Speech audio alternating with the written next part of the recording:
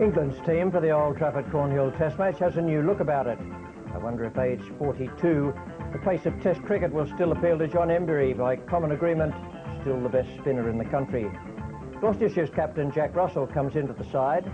The leaner and fitter John Crawley has been making runs and has impressed the selectors. And Craig White is back as the all-rounder. And there are Test match debuts for Mike Watkinson and Nick Knight, formerly of Essex and now of Warwickshire. Well, welcome to highlights of the opening day of the 4th Cornhill Test match at Old Trafford. It's the 100th Test match sponsored by Cornhill, and I can assure you many of them over the years have been most memorable. Tony Lewis started proceedings today. He went out with the two captains for the toss, and then he talked with them after the coin came down.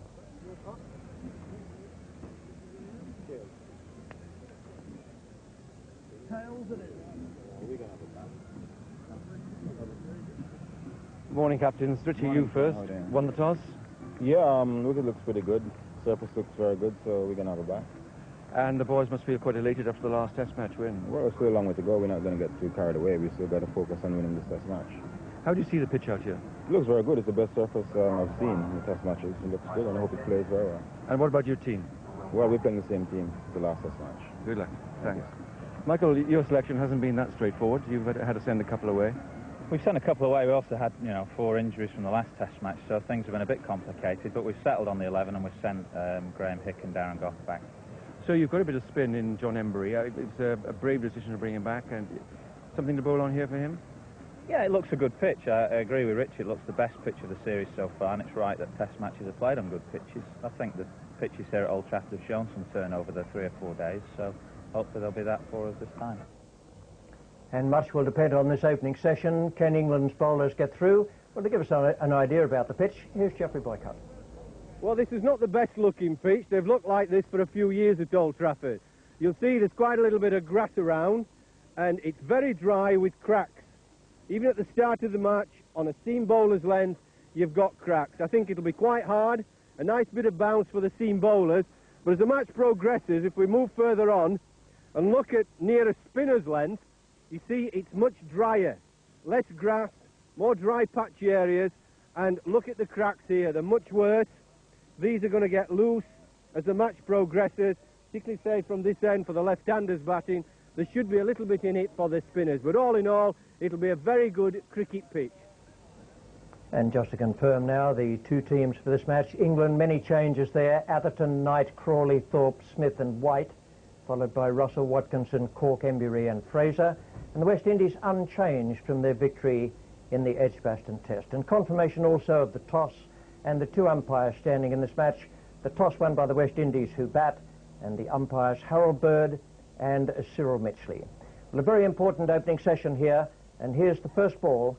Angus Fraser is the bowler, and Carl Hooper is taking strike. A gentle long hop, pulled away for 4 runs. Rather a meek start by England, I must say. Just take one more look at that. Always defeats me why players spend so much time out there getting loose and suddenly drop a long hop halfway down the pitch. People in there will be getting off and making their way through the turnstiles here. Another no ball.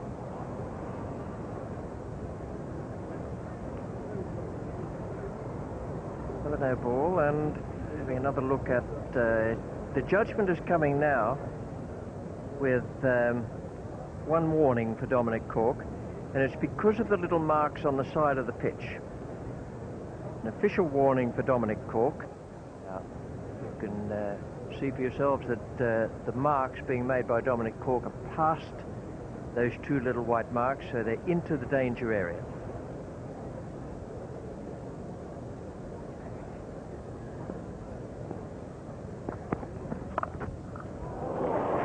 Outfield, it's been tested really for the first time, and the ball goes across it at great pace. Yeah, it's just a touch of width and a little bit of shortage of length. And he played a nice back foot shot, didn't hurry, just steered it quite nicely. Short ball, fine leg didn't pick that up. Not surprising that happened on big test match ground, but that's a real short ball, no pace. Just sat up begging to be helped around to the leg side.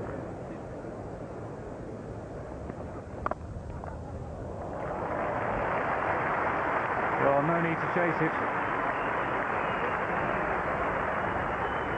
With Old Trafford as dry as this time of year, once that ball is through the inner ring with any sort of power at all, any sort of timing, just like that, that's 4 runs. Wild shots. He's got him. Angus Fraser has the first wicket. Showing Campbell not his best shot, that one. Failed to get his feet across. The bat was a long, long way away from the body.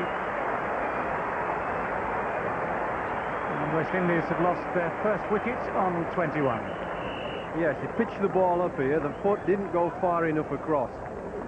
Got his foot across a little bit, but he was a long way from the line. A very fine edge. It's that pitching the ball up that did it, and I'm sure that's the way for England to take wickets. Lara has strike then.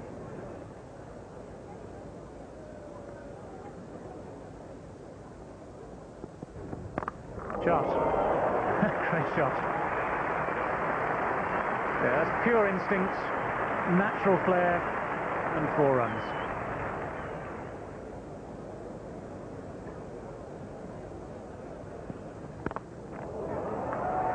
That's high in the air, and well caught. Very well caught indeed, John Crawley. Those are not easy chances to take, going back, looking over his shoulder in a bright blue sky. And the pull shot that we've talked about many a time, the undoing again of Carl Hooper. Never got control of the shot. It was a difficult chance, well held. One has to wonder about Carl Hooper's maybe mental attitude, because certainly he's seen Sherwin Campbell give himself away literally wide outside of the off stump. That ball was a long hop, and he tried to hit it over mid-wicket. There was only one way that ball could go, and that's up, probably to fine leg. This one did end up at mid-wicket. So one has to wonder, but if the West Indian batsmen really recognize that they've got a golden chance here on this pitch to make a lot of runs quickly.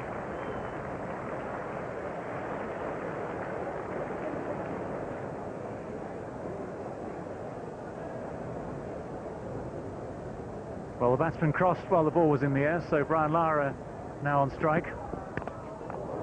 And that's also high, but hit slightly better. John Crawley won't catch that in any sense.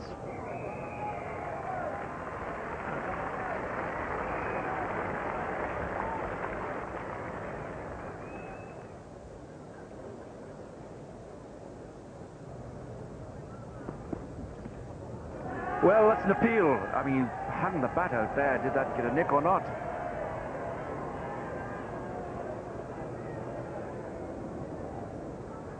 I think he was trying to leave it go.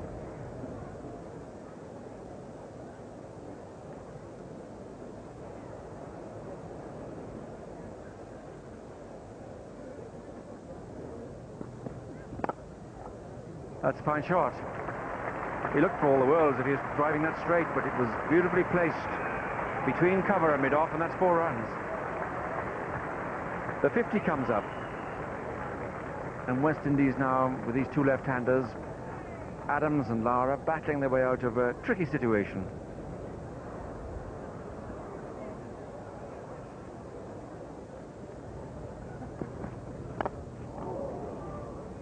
Oh, that was poor fielding.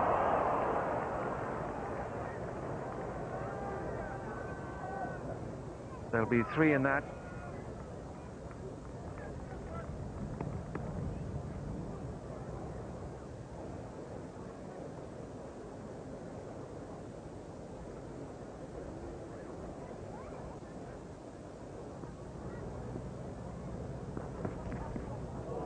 Well, that's well bowled.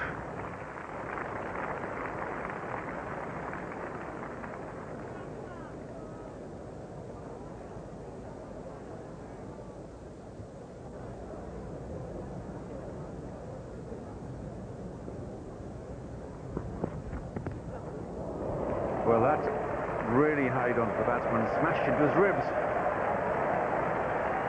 That really hurt Jimmy Adams. Well, it hit him in the ribs, which you'd think was quite painful, but he seems to be holding his knee a little bit. Well, this is the act I rather fancied, and I'm very pleased that John Embury's had an early bowl. We out of this morning took a look at the pitch with Jeff. We see that there was perhaps more in it to the left-handers at that end, and the first one turns. The crowd go, ooh. Ball doesn't quite carry, but still it's asking the question early in the game of these West Indian left-handers, and think that there's Arthurton to follow as well.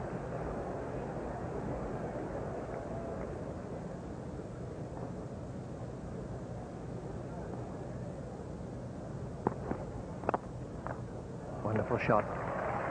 That's 2 half volleys in 2 overs. It may have been intended to be Yorkers, but in that fraction of a second, both Adams and Lara have leapt on them. It's in the air. Now, that was a great stroke. He was actually thoroughly beaten in the flight, and he improvised with a lovely flick of the wrist away over extra cover. You're dead right, Richie. He was beaten. He was going for the forward defensive. It was wide on him, and he wasn't going to get there, and he just went through with it.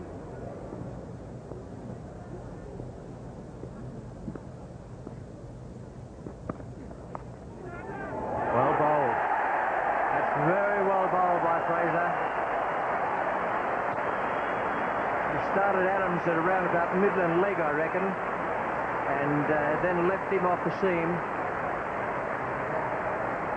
That's a good performance from England. They started off bowling in very, very ordinary fashion, and now they've picked up 3 wickets. The last of them here, Jimmy Adams with that shuffle straight across the crease, and Nick Knight has struck a blow in his first Test match. Catch on debut. Jimmy Adams caught Knight for Fraser for 24.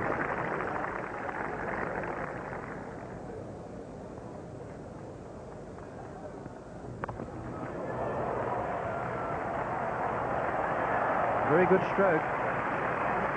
Angus Fraser is a little ambitious, calling a bouncer at Lara. I've dealt with it with a certain amount of disdain. Well, this is his particular speciality, the one-footed pull.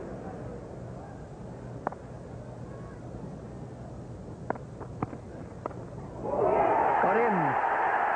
Another one for Fraser, right on the stroke of lunch. It's turned into a great spell for Angus Fraser. Richie Richardson goes for 2 for Thorpe Fraser. As slip catches go, it won't be the most difficult one Thorpe has ever taken, but it could be one of the most important. It was rather a nasty one going away to his right-hand side and low down. Well, I thought it was a poor shot. He didn't really play at it. He was going to draw the bat away. Got caught in 2 minds. The line, the length was good by Angus Fraser. And again, Richie Richardson not starting very well. He tends normally to pull the bat away inside. He never really played at that with any conviction or confidence. It was a sort of half-hearted, shall I play or pull the bat away, and he did nothing. But England won't care about that. It's a terrific blow for them. Excellent performance this morning for England. And England hold all the aces at the moment. What a wonderful morning for England, having lost the toss. 4 wickets down, 94 on the board. Lara is still there on 38, so he's a danger man. Richardson just dismissed for 2.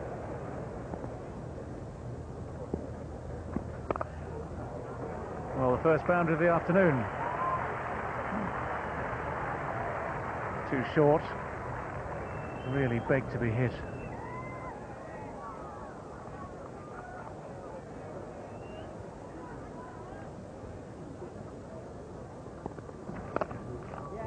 Beautifully played. That's 50 for Brian Lara. And what a lovely way to reach the mark. very strong on the offside, just a beautiful timer of the ball. 53 not out, and again in good time, just 67 balls faced.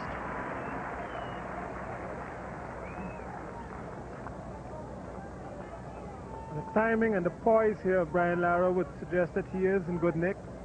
He's not made a lot of runs, but certainly this innings has become a lot more like the Brian Lara that everybody's expected him to be. Oh, miscued and drops just short.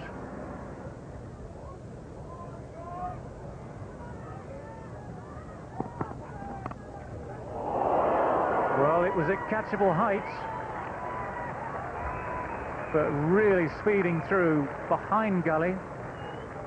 Mike Atherton dived to his right, really in hope.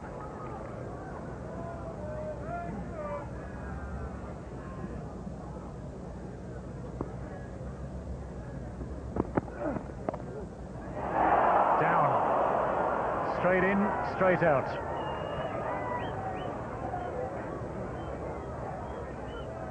Travelled pretty quickly.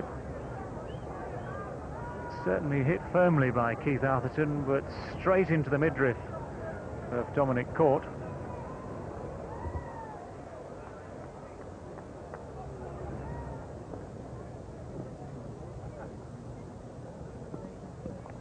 Oh, it's in the air. Russell instinctively leapt up and threw a right glove. But that was a top edge from Lara, which went for 4.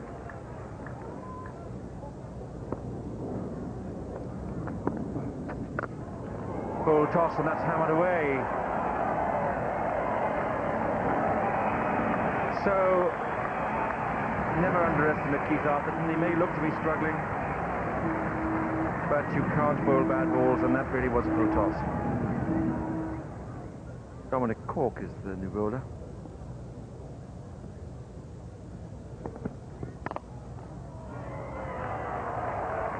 Well, look how easily that goes.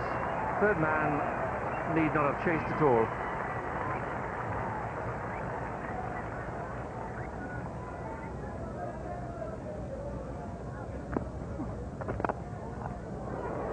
And that gets through. Gets past that short extra cover fielder who's there for the catch, but that was powered through. Yes, Keith Atherton, his strength is offside front foot driving. Doesn't quite have the range of shot of the other left-hander, Brian Lara.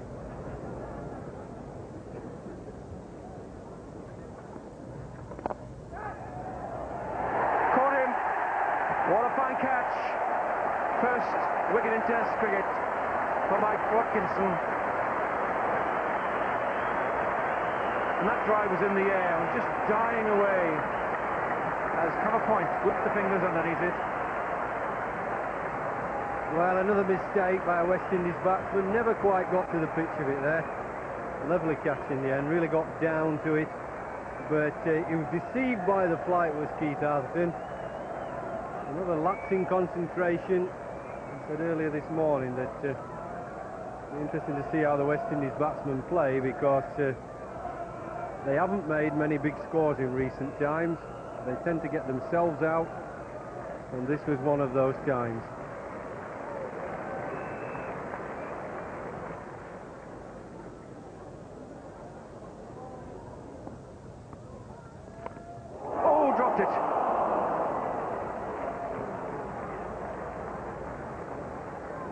It was a stretch and a half dive, but it was catchable height.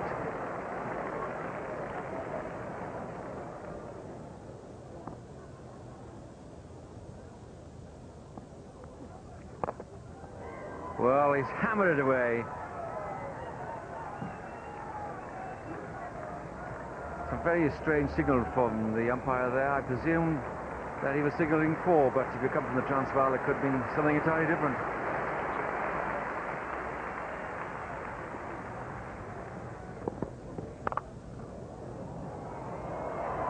Beautiful stroke. Well, this is the fight back after the loss of a wicket, breaking of the partnership.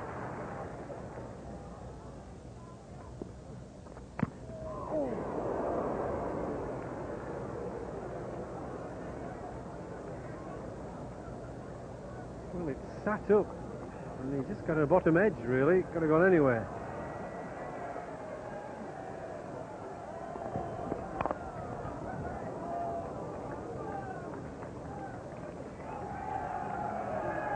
Does some extraordinary things, Brian Lara. I suppose batsmen of that ability do so, but that's a fierce one-handed hit. May well have gone for 4 straight down the ground, other than for the fingertips getting to it.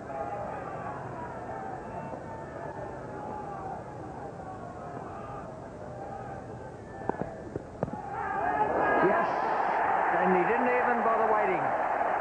He knew he'd been playing across the line there, and Cork had managed to land it fractionally inside leg stump. Either that or just on leg stump. It's not at all easy for a right-hander to get an LBW against a left-hander, and that one lands, that's middle, and it comes back. Well, he's shuffling across the crease, and it was a splendid innings. Lovely shots. Quite a number of boundaries there, 16 fours, and most English supporters will be delighted to see him go, but with a tinge of regret. They probably enjoyed his batting. He's a great talent.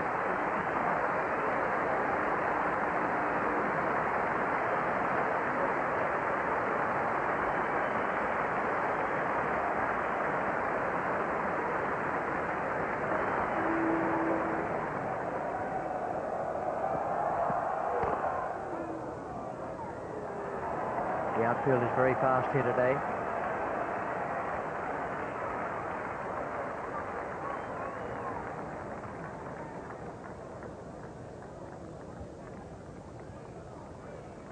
Well, a very full half volley. Just got it in the middle of the bat, timed it, and the outfield will do the rest.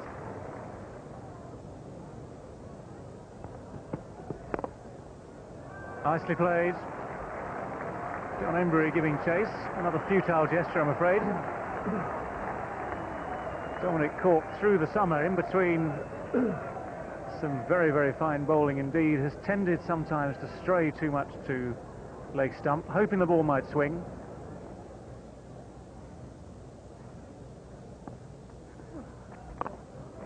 Oh, that's lofted. There is a man, John Embury, out at deep mid-wicket, underneath it, and takes it safely.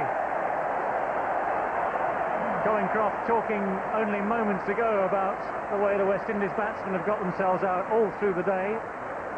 You can add Junior Murray to that list. The man was set there waiting for just that sort of indiscretion, and you don't get much more obliging than this.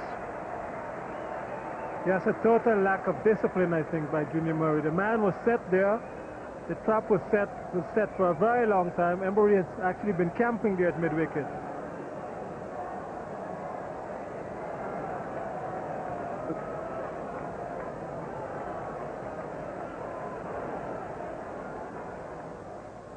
There's no shortage of activity out on the field with the players and with the umpires in the opening day of this Old Trafford Test match. Harold Bird and Cyril Mitchley had to find some way to cover the greenhouses outside the ground. The sun was shining on them. The players were inconvenienced there, and it eventually had to be covered up with black netting, and 8 minutes were lost. Eventually, the umpires quite sensibly took tea. 3 slips in a gully for Dominic Cork against the right-hander Bishop.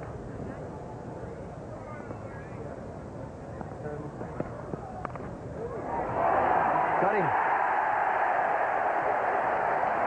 8 down. Good reflex action. Cork has had Bishop flailing away outside off stump.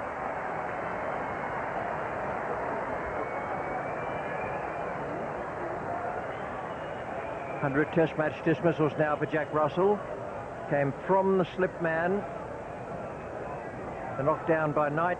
Russell came between them, and it was pretty well done because he had people on either side of him there. Still got through. Bishop caught Russell bowl Cork 9, and 185 for 8. Kenny Benjamin is the new batsman. Comes out now to join Curtly Ambrose.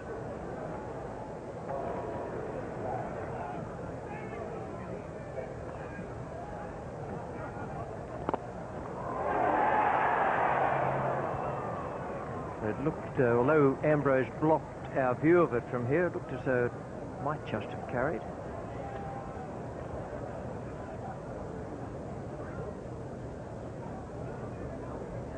I'd have said so.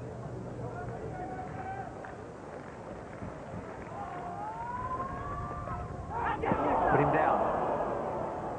Having just taken his 100th in Test cricket, I think we can assume that that very good top spinner would have been 101.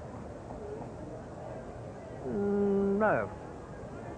Well, it's a little bat and pad, I think, here from Kenny Benjamin. Just a little bit from pad to bat, but very difficult to catch that. And 4.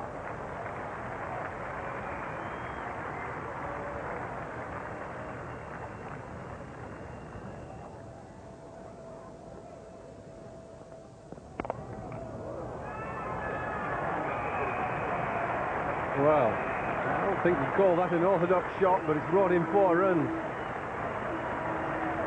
He just stood on the back foot there and smashed it through the covers.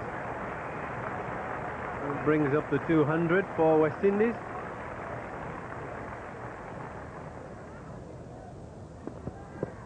There he goes. It was a pretty good slower delivery. I don't know that it was caught really slow ball, but it certainly had Kenny Benjamin playing quite dramatically early at it.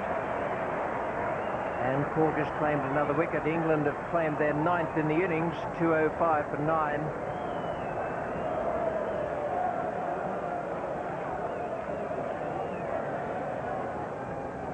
New batsman is Courtney Walsh. And he'll be taking strike against Dominic Cork, so we may well see quite a bit of fancy footwork and handwork.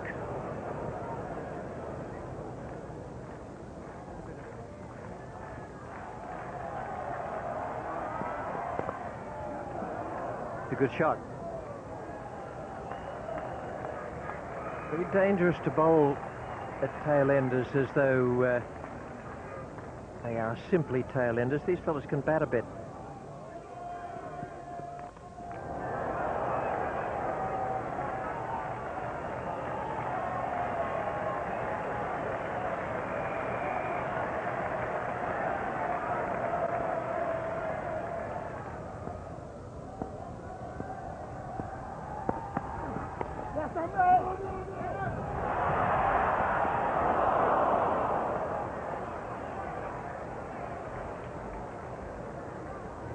Missed by very much.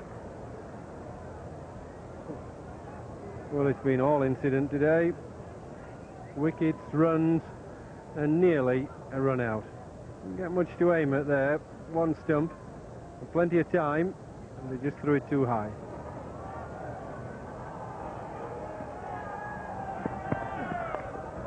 Well taken. That's it. End of the innings at 216. We're into the 61st over, and Angus Fraser, like Dominic Cork, has claimed 4 wickets. 4 to each of them, and 2 to Mike Watkinson. And a good performance here. Thick outside edge there.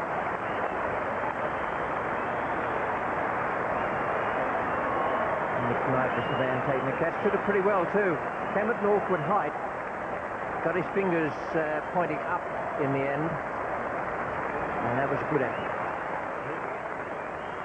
Well, that's a very good performance from the England bowlers and fielders. 216 all out after West Indies won the toss on what everyone agreed was a very good-looking pitch, and it played well. Good even bounce, a little bit of movement there for the spinners, and 1 or 2 went off the seam as well. But a good performance, not one the West Indies will be absolutely delighted about. Brian Lara played extremely well for 87. Then there's that string of double-figure scores. 24 the next top score with Jimmy Adams, and a 16 for Hooper, 10 for Campbell, 17 for Arthurton. But the fact that they scored at round about 60 runs per 100 balls is an indication of just what a busy morning it was. The bowling figures for England: 4 for Fraser, 4 for Cork, 2 for Watkinson, making his Test match debut. Both White and Embury bowled quite well. Now backed up in the field, and that was a very good performance. We join the England reply now. It's the second ball of the first over. 1 run is on the board. It's a no ball. and Curtly Ambrose is bowling to Nick Knight.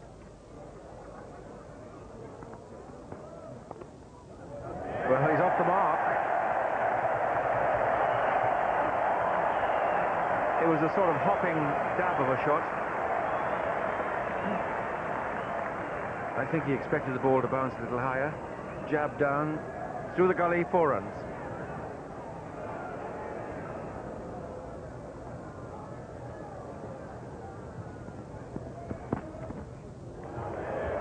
Oh, that's a mistake by Junior Murray. The ball appeared to swing after the bounce, but Junior Murray simply got some iron fingertips to that.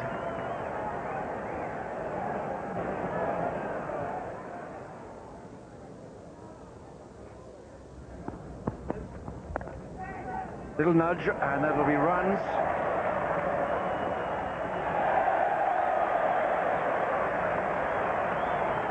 This outfield is fast. It's hard and dry and fast.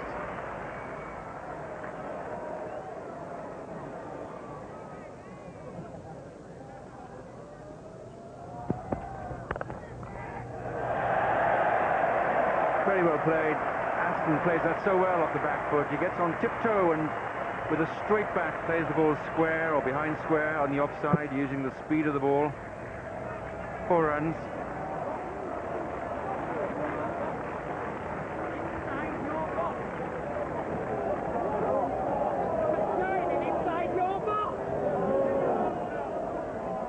More and more problems for umpire Harold Bird and Cyril Mitchley for that case, but it always seems the weight of the world is on umpire Dickie Bird and his shoulders.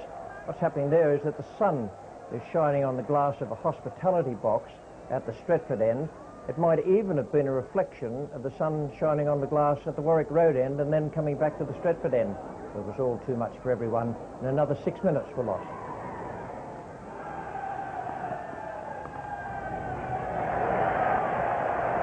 It's going to be a boot, and the boot isn't good enough.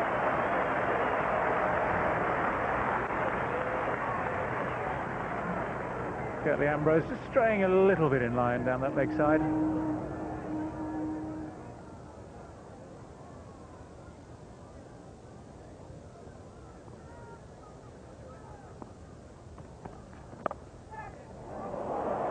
Well, it's a good stop in the end.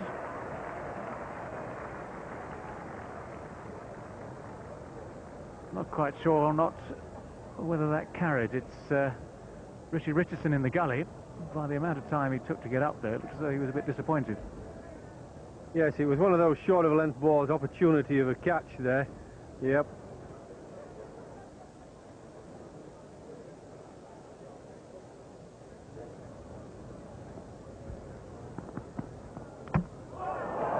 Full toss, outside off stump, and he's dragged it back on. Looked to me as though he lost it. And that's the ball Walsh seems to have been trying in recent times, the quite high full toss.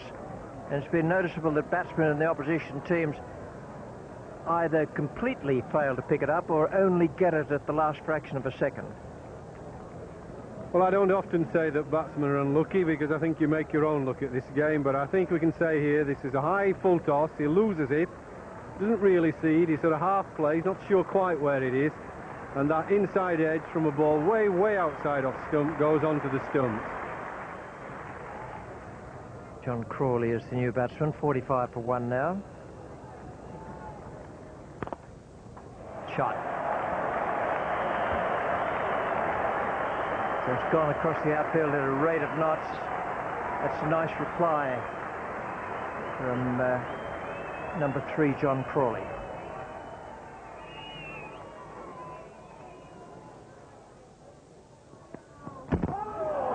No doubt about that. I don't know whether Crawley saw that or not, but he padded up to something that hit from where I'm sitting, round about middle and off. Perhaps it was only off, but Crawley has gone, bowled by Walsh for 8. The slow ball followed by the very quick one. 8 from 26 balls and 65 for 2 at the end of the first day in reply to the West Indies 216. Just what West Indies wanted, a big psychological ball. big ball for them. Really came back at Crawley, but to get a wicket at the end of the day when nothing was happening, it looked as if they weren't going to make a breakthrough. It did nip back a long way.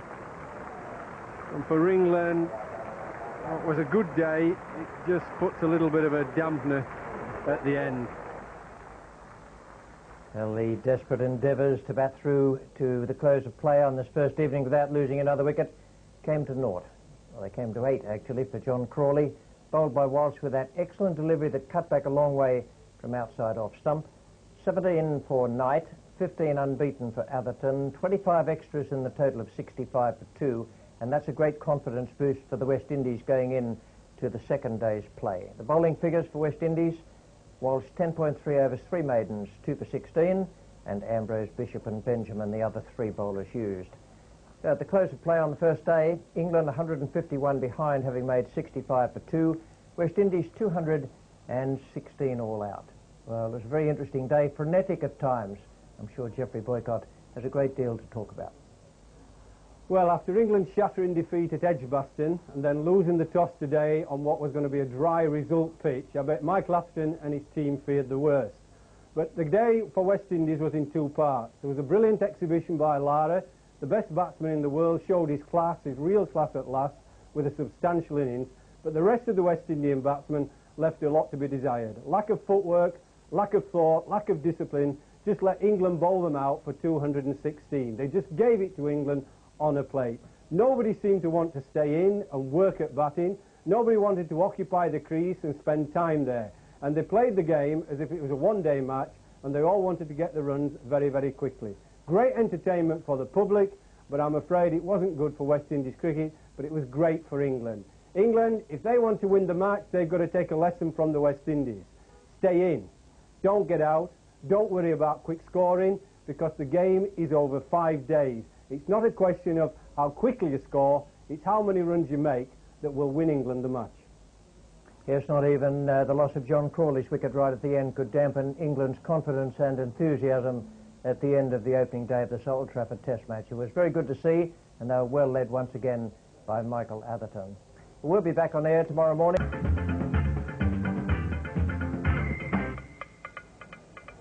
It was the battle of the captains at Old Trafford this morning. Michael Atherton, fresh from keeping the West Indies down to 216 on the opening day, had the task of keeping at bay the West Indian fast bowlers. Richie Richardson, for his part, hadn't many runs to play with. He does have Courtney Walsh, who already has taken the wickets of Nick Knight and John Crawley. Welcome to highlights of the second day's play of this Cornhill Test match at Old Trafford. I have a feeling that a packed house and millions of television viewers might be in for a very nice time today. This is the way the game began. 65 for 2 England, Knight out for 17 and Crawley from the last ball of the day yesterday, bowled by Walsh leaving one go. He was out for 8. Atherton is 15 not out, and he'll be joined by Thorpe. The bowling figures for the West Indies: 2 for 16 from 10.3 overs and 3 maidens for Courtney Walsh. The other bowlers: Ambrose, Bishop and Benjamin. And the match situation at the start of play on the second morning: England 151 runs behind. And here's Geoffrey Boycott now with his pitch report. Well, second morning, let's have a look at these dry areas. Everybody's talking about the spinners getting into the game. You see the footmarks here and how dry it is, the patchiness, very little grass around. You see here that the spinners are going to try and catch these areas for the left-handers, but it's not the spinners that's done the damage yet, even though this pitch would suit the spinners. It's been seamers. 8 wickets falling to seamers when England were bowling, and 2 to West Indies. It's these areas. No tinginess of green, that's gone. Cracks opening more and more. There's still a bit in it for the seam bowlers. If the fast bowlers bend the back, they'll get something out of it. But I still believe if you're prepared to work at it as a batsman, it's a good cricket pitch, and if you occupy the crease, you can make runs on here. And it sounds as though it's going to be pretty good for the batsmen, but there will be some bounce, as we'll see straight away as Courtney Walsh comes in to bowl the first ball of the day to Graham Thorpe. Very close to Jimmy Adams. That would have been a dream start for the West Indies. Graham Thorpe with the inside edge onto the thigh patch. Survives, he's off the mark, 1 from his first ball. That's a good start. flicked away. The chase for Ian Bishop. One that he's not going to make. So the first boundary of the day. Courtney Walsh not happy at the error in line.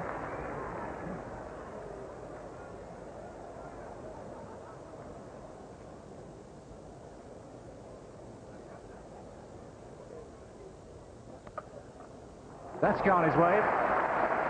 That's a glorious shot from Mike Atherton. Really got on top of it well.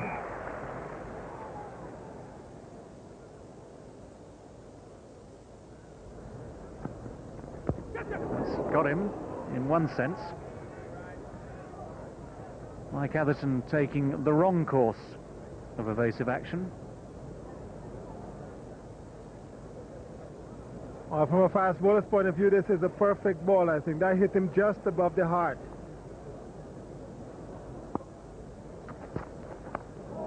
Oh, it's through him. The ball travelled pretty quickly to Brian Lara at first slip and high, but it's the sort of catch you'd expect him to take. Vital slice of luck for the England captain.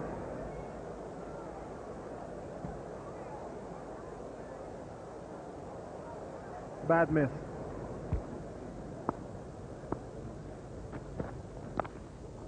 A swell bowl too, and this time bouncing just by third slip and 4 runs. So plenty of pace from Ian Bishop in this spell. And that length nearly paid dividends from the previous ball. And Mike Allison able to control that one a lot better.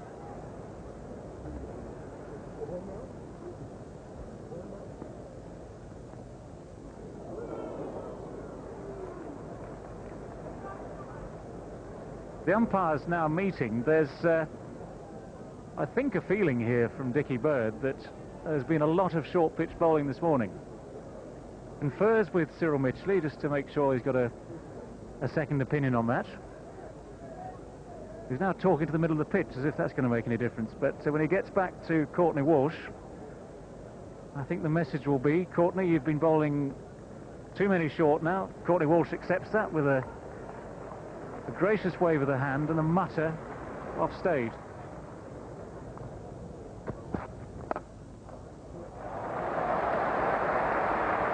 Nicely timed.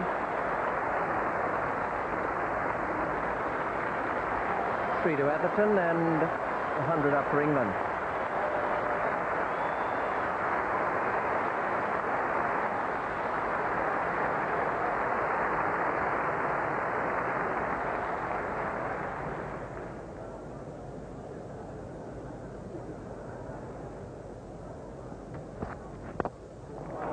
Good stroke for 4.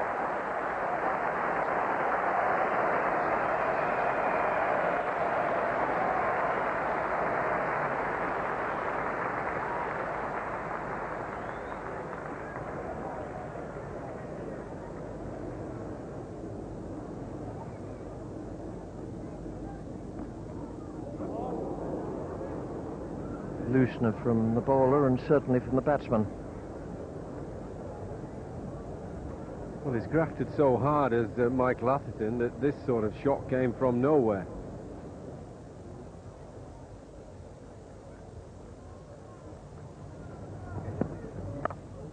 Safe. It's away from the gully man, although it did go in the air. Only the side-on camera will be able to tell us exactly how close it went to Richie Richardson, but it certainly went very fast. Yeah, I think this was a good shot. It wasn't quite as wide as the other one, and it was deliberately played out there. It's, what, 5-6 yards wide of him.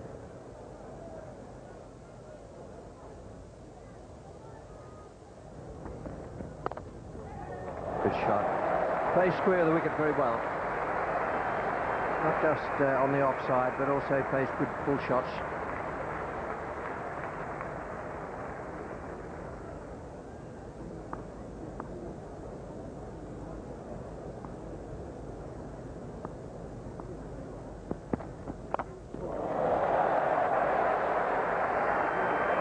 Good shots. Great surge of applause as Atherton breaks the chains and plays a really free pull shot through mid-wicket. Yes, and I think the fact that he's able to pull Ambrose so convincingly just shows that Ambrose hasn't got the ball coming out of his hand properly.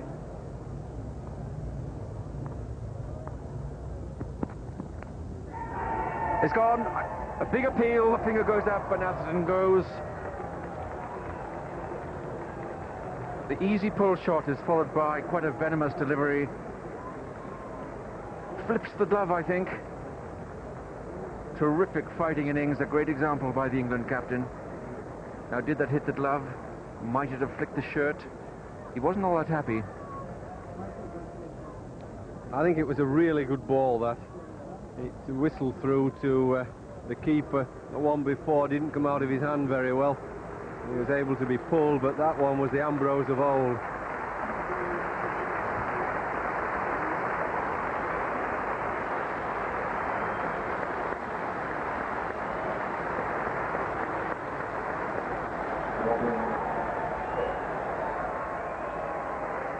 Quite a steep bounce. Atherton now deciding to drop the gloves. Oh well, might have been a flick. Yes, it was a good ball. A lot of pace and bounce in this. It really carries through to the keeper. The ball before, Michael Atherton had pulled at Kirtley Ambrose off a fairly innocuous delivery. It didn't go through, but this one did. That's the Kirtley Ambrose of old. Robin Smith is the incoming batsman.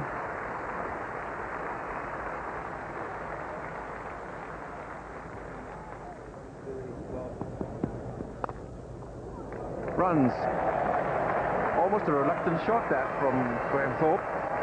But well played, kept the ball down, and we were talking about gaps in that slip cordon, and this time came to England's help.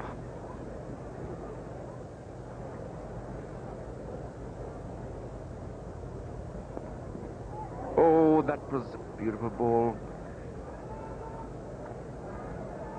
Change of pace, that was the sort of change of pace which got Atherton. And Ambrose here just like a boxer, I think. A jab and then a left hook. And that was just a slow ball, just played well by Thorpe. And then this one with much more pace and certainly more bounce.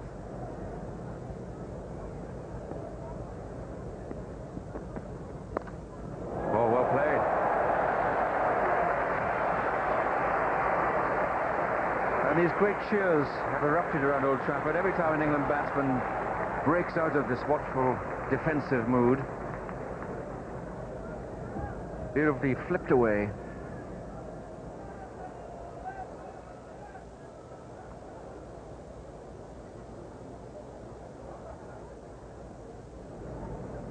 Well, that's kept very low. I thought there was a hint of inside edge, but we'll just check the line as well.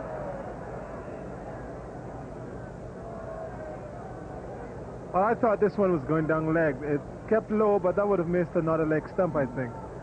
And a little bit unlucky there for Kelly Benjamin. It did not bounce, but I think the line was wrong. Robin Smith lives on, and good decision by the umpire. That would have missed, I think, another leg stump. It was pitched just on or about midland leg and cutting into the right-hander. That'll be 4. Even though it took a bit of a hiccup on the covers that mark the cover, that cover the cover, as it were. There's an artificial cover that goes over the square at mid-wicket there.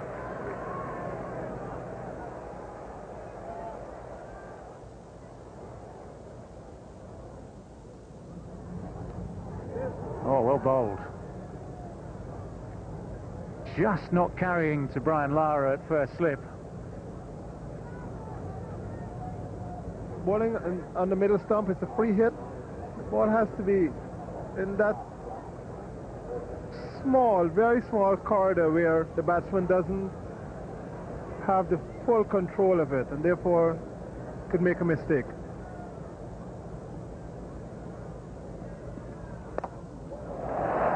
That'll be 4 more. Just paddled away by Graham Thorpe. The ball didn't come off the pitch too quickly. And the 150 comes up for England. 153 now for 3.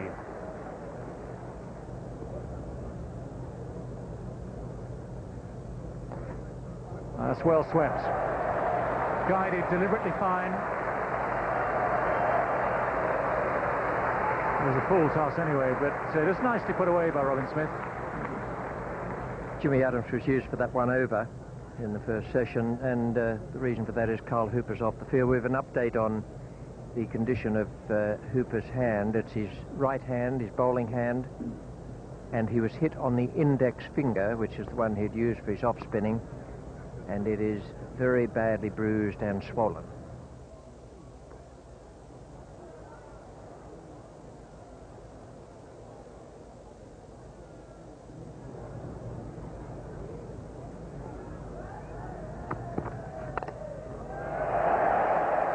Wonderful stroke.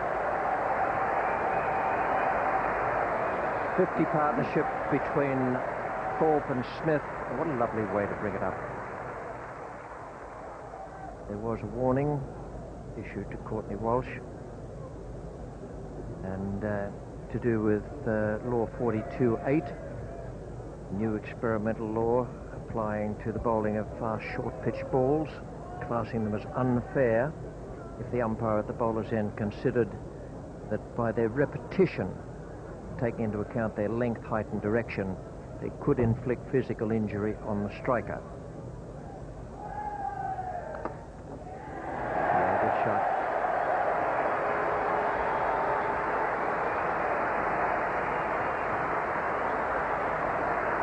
And good running, although in bringing up his 50, he might also have earned the ire of the umpire for running down the line of the stumps. That's a good knock from Graham Thorpe. 52 from 85 balls, that is a very good strike rate.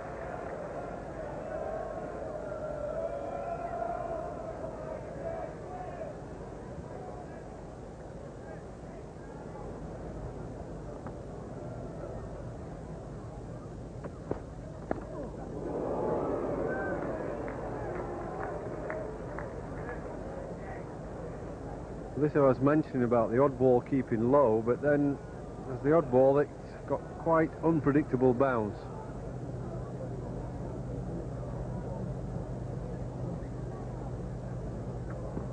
Well, doesn't matter where he was standing with that. That's a cracking shot. Really good clip to the covers. Yes, I just sense there's a lot of frustration here from Ian Bishop. I don't think he quite knows how to bowl or where to bowl at Graham Thorpe.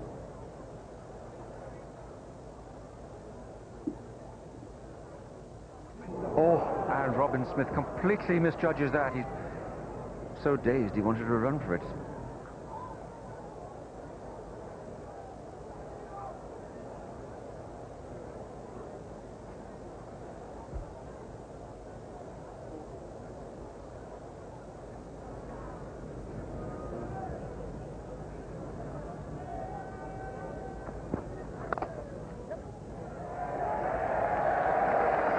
Well, that's a 200 up. There's a wonderfully threatening run from Arthurton at cover because he's left-handed.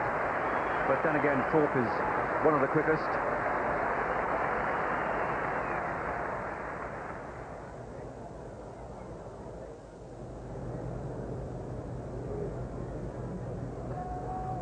Oh, that's vicious. That was very, very quick. And right on target. That will be as close as Robin Smith has ever sniffed a cricket ball. The interesting thing here, I'm still looking at the umpire, and he's not yet signaled that that was the one for the over. That ball passed just about, maybe 2 inches below the shoulder, very close. And that's the third of such balls, so I'm not sure how the umpires would interpret that. Fine shot. And 4 runs. Lightning quick, this outfield.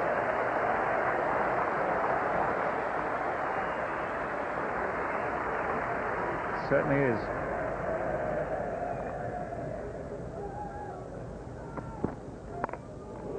Fetch that back. Robin Smith releasing some pent-up aggression.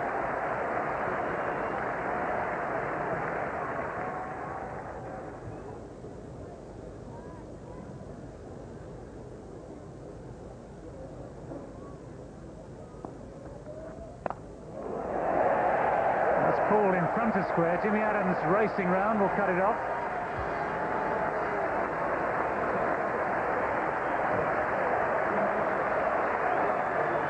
And England have the first innings lead. 217 for 3. Those wickets in hand, very, very valuable.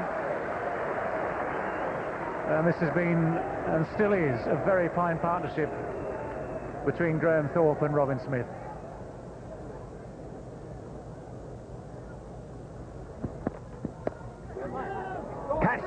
What a catch. Curtly Ambrose has struck. He's taken the wicket of Robin Smith, once again cramping the batsman. It may have flown off the glove rather than the bat, but certainly it flew into the right hand of the sub-fielder who's on there for Carl Hooper. Stuart Williams, it looked like to be. And Robin Smith has gone for 44. A courageous, gritty 44, and a splendid partnership between Smith and Graham Thorpe.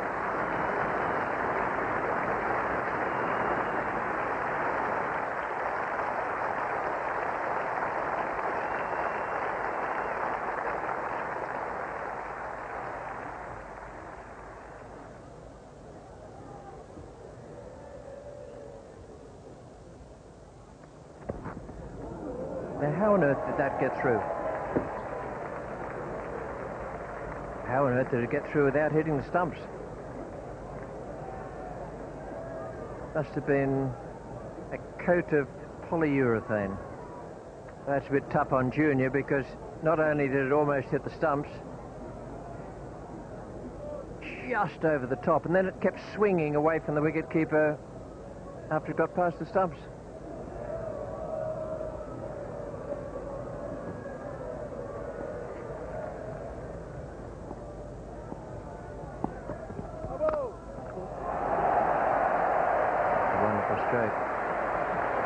Seen him play a few of those today.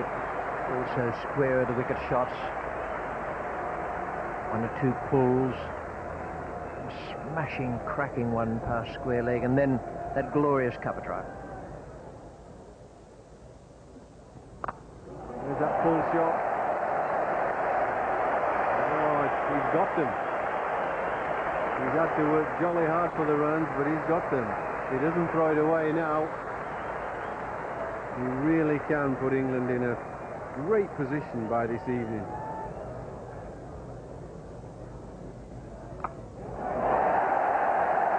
Wonderful. Just brilliant to watch. 4-4-4.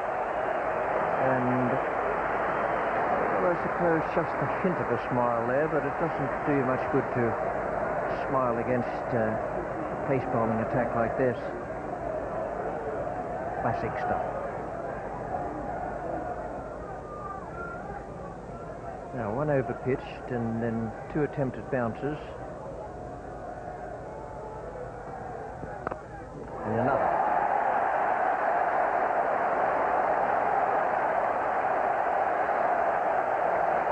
Four. Oh, to be a left-hander. Lovely cricket. But he's had to work really hard to get to this position where he's in charge.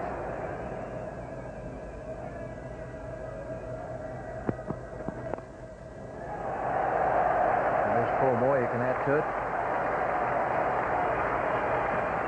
Very important innings, this of Craig White's.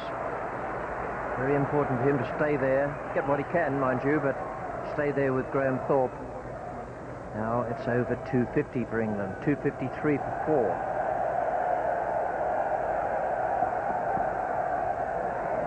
Well, they've gone up, there's a big shout, and Graham Thorpe is walking. And finally, Dickie Bird's finger goes up to confirm the fact that Graham Thorpe is out, 6 short of the 100. Ian Bishop gets reward for some very hard work this afternoon. And Graham Thorpe's innings, a very, very fine innings indeed. Full of great shots, resolute defence, good selection. Finally comes to an end. Drawn into the shots by Ian Bishop as he pushed the ball across the left-hander. And a very straightforward catch to Junior Murray.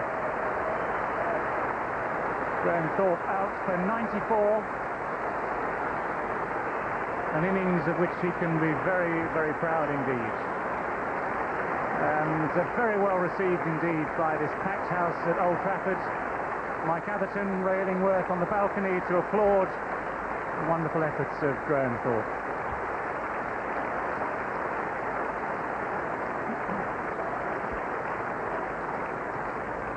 So Jack Russell, the new man in to replace Graham Thorpe. Left-hander replaces left-hander.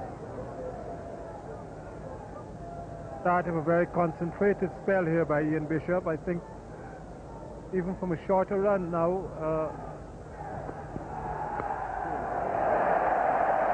and dispatched the way it should be. That was nothing but a long hop. Well, I don't know what you were going to say, Colin, about the shorter run, but it was not a good ball.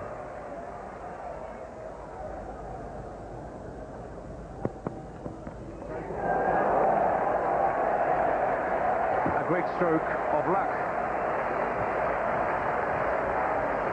Could so easily have landed up in the gloves of Murray behind the stumps.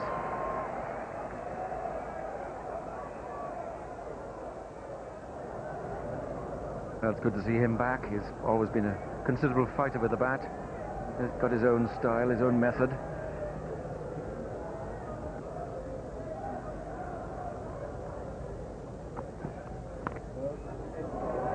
There's a bit of luck.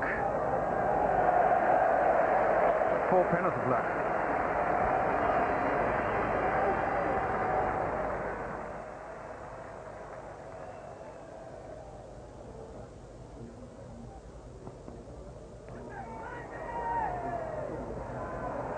Well, there was an appeal. It was a fine delivery. Got Jack Russell skewering around in the crease there. Just might have flicked the glove. That's what some West Indians thought.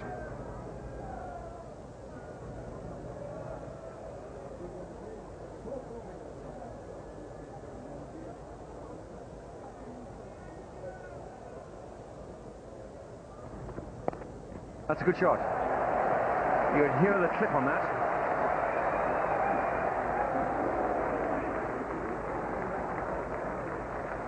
Three runs to Russell. Nicely played. He likes the faster bowling, does Jack Russell. He's not a batsman who's got a lot of shots. He nudges and pushes and uses the pace of the ball from the faster bowlers. With it coming onto him, he can push and angle and glide. He doesn't play too many full-blooded shots.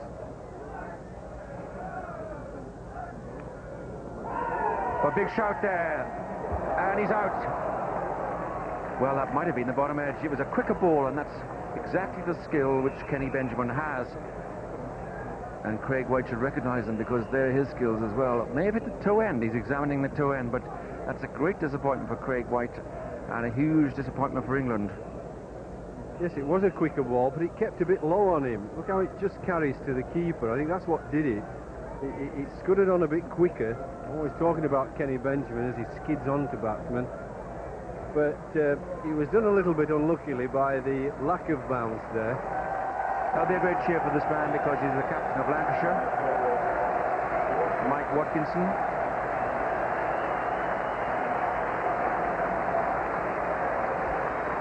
Walking out in his home ground for his first Test match innings. 293 now for 6. And still desperately important that England prolong this effort.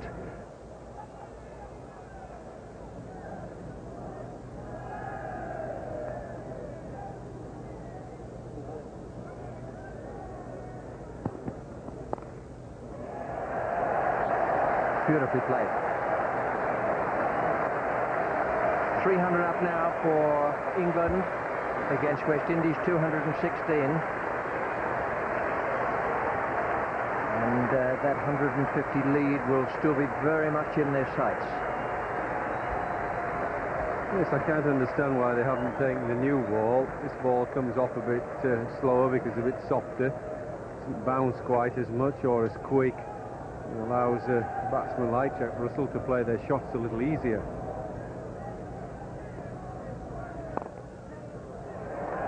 Well placed, they'll get 2 for it. Depends how quickly Russell turns. If they can get the third, and will do on Richie Richardson's arm.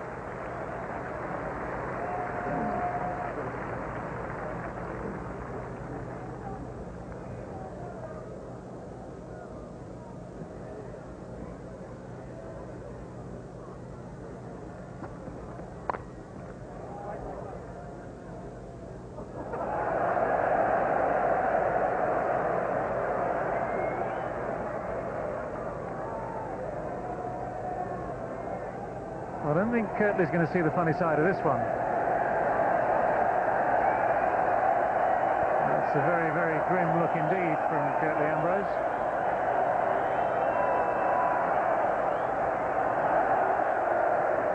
Whoops.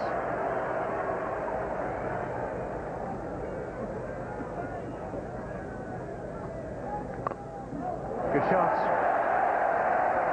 Right in the slot for Mike Watkinson and firmly dealt with. That's the best response.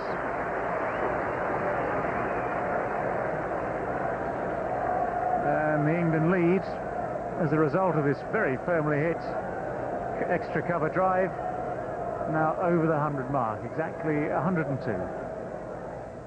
Well, I doubt very much what Richie Richardson will be thinking now about a new ball. I think he's just decided, well, it's dark enough, he's going to try these 2 spinners and give his fast bowler some rest so they could come tomorrow fresh and ready with a brand new ball.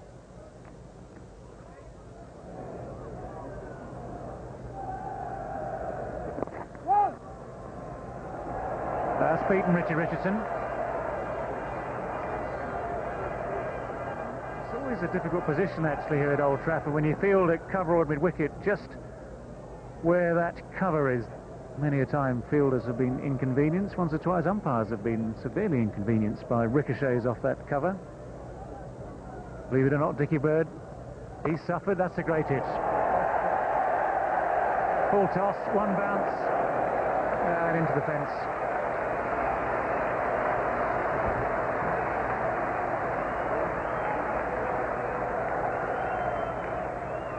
Well, this kind of shot here would suggest that Mike Watkinson does not have a problem seeing the ball. That was a full toss and dispatched as it should have been over mid-wicket for 4.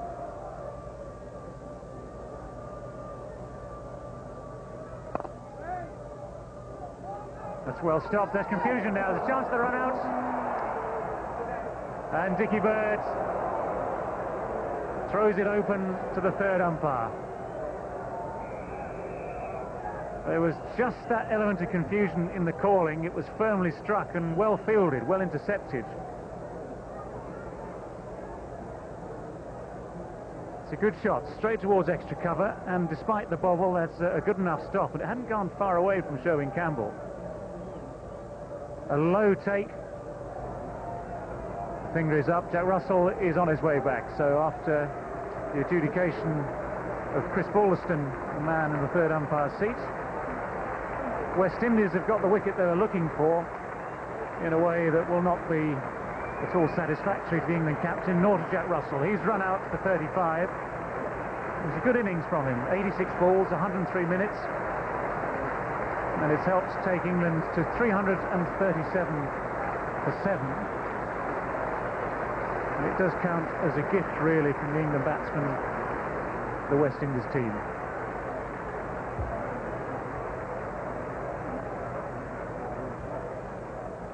But England are 7 down, the total is 337, and Dominic Cork has emerged into the gloom.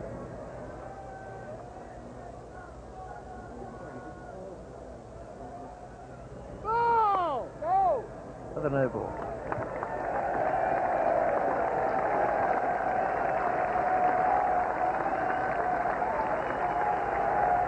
They know their cricket up here. right in the middle of the scoreboard there. Extras have now reached a half century, and an enormous round of applause. The umpires will only suspend play when they consider there is a risk of serious physical injury to the batsman. And that certainly wouldn't be the case with Jimmy Adams and Keith Arthurton bowling, but it could be for the wicketkeeper. He doesn't get a mention in the playing condition. With no more runs added, up to the moment the umpires took the players off for rain and bad light. 347 for 7. Some very, very good performances there. Atherton and Thorpe started the day, Thorpe having come out in place of Crawley, who was out to the last ball yesterday. Atherton 47, a very good decision there from Cyril Mitchley to have him caught behind by Murray off Ambrose. A wonderful knock from Graham Thorpe. I thought the equal at least of the one he made in Perth against the Australians. Robin Smith 44, that was an excellent partnership between Thorpe and Smith. White 23, everyone contributed there. Russell run out for 35, and Watkinson making his debut as a batsman in the Test match 25, and Dominic Cork 3 came in just before that bad light took them away. And the bowling figures for West Indies, they worked very hard out there. There was the incident with Courtney Walsh earlier in the day, and the two umpires. He finished up with 2 for 66 from 28 overs and 5 maidens. Ambrose 2 for 69, had problems with his run-up, but they did work and work and work there. Bishop 24 overs, 3 maidens, 1 for 85 and 1 for 66 for Kenny Benjamin, who kept on producing that extra fast delivery to discomfort the batsman. Towards the end, Adams and Arthurton bowled and got through their overs fairly quickly. So England 347 for 7. They're 131 runs ahead, and that figure there for 94 for Graham Thorpe, I thought absolutely magnificent. And here he is now talking with David Gower. Graham, very well played, very good knocks, some great shots. How disappointing to fall 6 short at the end of it? Yeah, I'm naturally disappointed on a personal note to fall 6 short against that sort of attack. It would have been great to have got 100, but you have to look to the positive side, and I stuck it out there, which I was pleased, and the team got its nose in front as well. After that torrid time at Edgbaston on that pitch down there, it must be a relief to come to a better pitch here at Old Trafford. But nonetheless, West Indies bowlers still have a habit of making life hard, don't they? Yeah, that's right. I mean, you know, it's still a pretty quick track, you know, when they put their back into it and everything, they still get the ball through quickly. And you've got to be on your guard, and it's a constant battle out there all day, really. You've got 200s against Australia in your Test career. That would have been a nice one to add here, a first one against the West Indies. But how do you compare, for instance, batting against the Australian bowlers as to batting against West Indies bowlers? Well, this is much harder. So this rate's higher than the 200s, do you reckon, physically against Australia? Physically and mentally, yeah. I mean, if I'd have got 100, it would have been the best innings of my life. But I've just fell short, and so it can't be. You'll have to do it next time. How easy or how much help is it having someone like Robin Smith at the other end? It was a good partnership, the key partnership of the match between you. Yeah. And he's an experienced player under those circumstances. Is it a good working relationship there? Yeah, I enjoy batting with Judge. He keeps you going, and he's constantly telling you, you know, to be strong, hanging there, and you see him down the other end, ducking and diving out of the way. It's you know, it gives you a lift as well. So he takes the pain, you get the runs. That's right. All right, thanks very much. Very well played. Cheers, thank you. Yes, a wonderful knock from Graham Thorpe, and just 6 short of the century there, and it would have been a well-merited 100 for the left-hander from Surrey. Well, that's one of the things Geoffrey Boycott can talk about, and there's plenty of other things in this day. Geoffrey?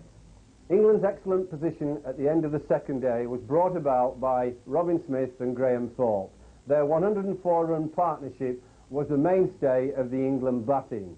They fought hard, ducked and weaved against a lot of short balls, took some body blows, played and missed occasionally with a slice of luck, but in between they showed a lot of courage. Graham Thorpe in particular played some classy drives and excellent pulls. Then towards the end of the day, Richie Richardson made a very bad decision. He didn't take the new ball, that in itself was bad enough, and then he allowed Keith Atherton and Jimmy Adams to bowl slow little left-arm lollipops, almost like benefit bowling, and allow the tail-enders of England to make 54 easy runs. That was inexplicable. The light was very dark. He could have said to his fast bowlers, bowl short balls, let the umpires take us off the field, give the fast bowlers a rest, and not allow England to get easy runs. Some of the worst cricket I've seen from West Indies. West Indies now are in big, big trouble. Only the Manchester rain can save them. They will say that they can bat for 2.5 days and save this match. I don't think they can, because I don't think they're batting well enough. A great day in store tomorrow, the third day of this Cornhill Test match at Old Trafford. We've had 2 wonderful days so far, and we'll be with you tomorrow in Grandstand, and that will be on BBC One at 10:45 a.m, the third day of the Cornhill Test match. For the moment, Graham Thorpe played a magnificent innings yesterday at Old Trafford. He's a fine young batsman, and he was one of those who saw England into a very good position on the third morning of this match. 150 would be a good lead, 200 would be even better, and then West Indies will need to bat with great discipline. And just bear in mind too that Carl Hooper has broken the index finger of his right hand. John Embury is one who could play a big part in the last 3 days of this fascinating contest. It'll be very dangerous, though, to write off the West Indies. They're a great cricket team, even though they've been beaten 3 times in recent months. Well, welcome to the highlights of the third day's play of this contest at Old Trafford, the Cornhill Test match, the 100th one they've sponsored, and a very, very good game of cricket it is. This is the way it started on the third morning. 3:47 for 7 England, with Thorpe 94, Smith 44, White 23, Russell 35 and Watkinson 25 not out, going in this morning with Dominic Cork, who's on 3. The bowling figures for West Indies, that reflects what England did yesterday. It was a very courageous fight. Ambrose 2 for 69, Walsh 2 for 66, Bishop 1 for 85, and Benjamin 1 for 66. And just a reminder of the way the match stands. West Indies 216 all out, great bowling performance from England, and England in reply 347 for 7, and they are 131 runs ahead. And here's Geoffrey Boycott now with his pitch report. Third morning, lots of sunshine around, and this pitch has lost its greenness. It's getting drier, a more yellowy straw colour. This is a seam bowler's length. There's no green grass at all. It's still firm. It's quite good for batting, but this is what's happening down on a spinner's length. You see here all the footmarks. It's really dry. There's no grass at all. And if you look here, this is where the England spinners should come into their own. Look at these here. These are stud marks here. Some bowlers have been allowed to run on the pitch. Great big holes, cracks here disintegrating. Spinners love this. Edge of the footholes here. There should be something for the England off spinners to work on against the West Indies right-handers, and particularly the 2 left-handers, Lara and Adams. Look here. I'd like a bowl on this if I was the spinner, and I think England will be looking forward to a good long bowl with their spinners and to bowling West Indies out. Well, that's sounding quite good so far as England are concerned. We're going to join play now in the first over. Courtney Walsh is the bowler. He's bowling from the Stretford end. The batsman is Dominic Cork. Now watch closely and listen very carefully as well.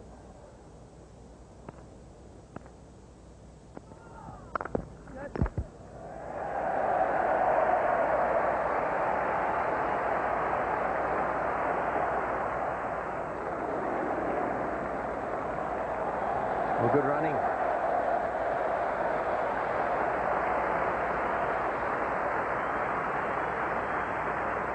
That's a nice start and a good confidence boost to see the 350 come up with an all-run 4.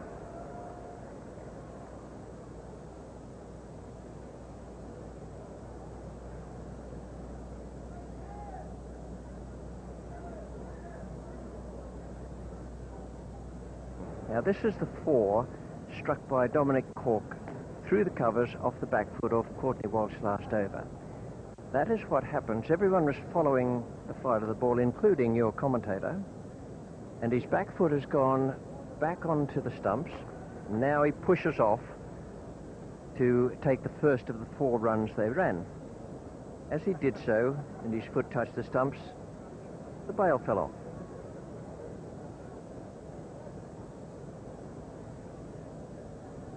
Just like that. Now, umpire Mitchley saw it. You might remember I said that umpire Mitchley had come in to put the bail back on, make sure it was put back on by Dominic Cork, who had had the common sense to pick it up and mark his block.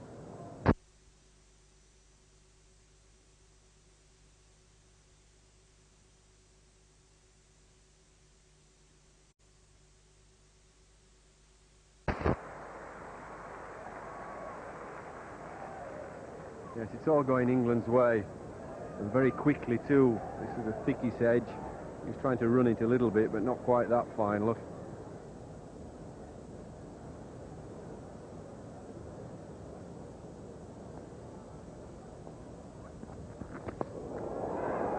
Good running. That's good cricket. And Watkinson did well to pay attention to the call. He didn't know where it had gone.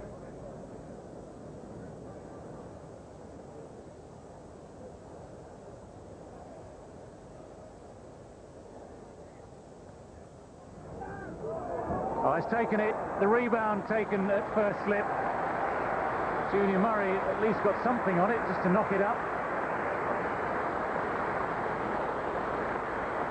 And Stuart Williams, the substitute fielder, actually had a pretty simple job to do. Well, it's a good innings by Mike Watkinson.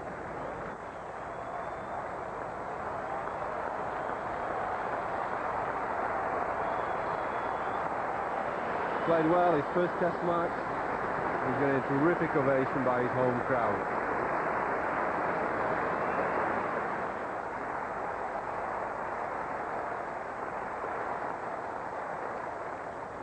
Junior Murray just had to change direction a little bit. He got that right hand on it and knocked it up. So the wicket is taken.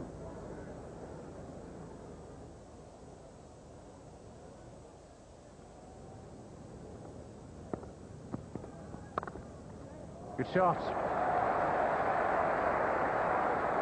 Not even Keith Arthurson will catch that one.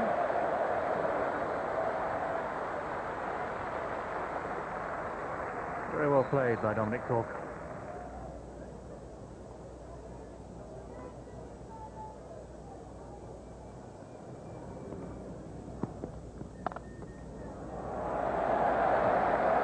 Well, pick that out. Pass it away behind square.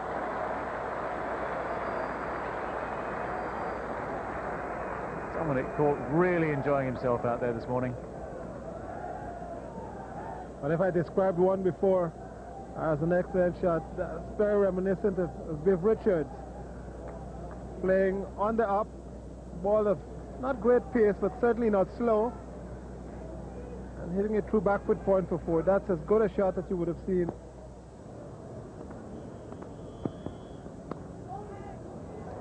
Well, it somehow slipped very fine down to third man. Kept low from Courtney Walsh.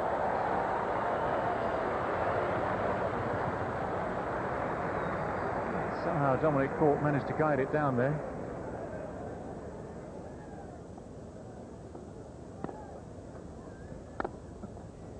Fine shot.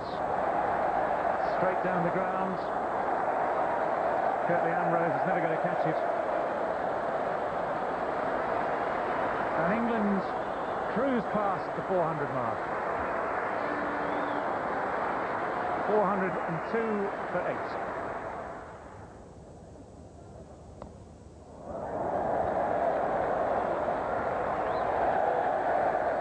Well, the Embury prod has been productive for many years now.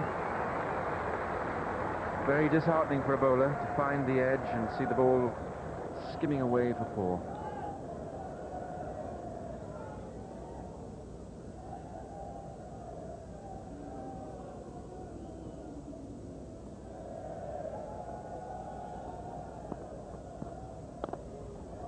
Well, that's a wonderful shot.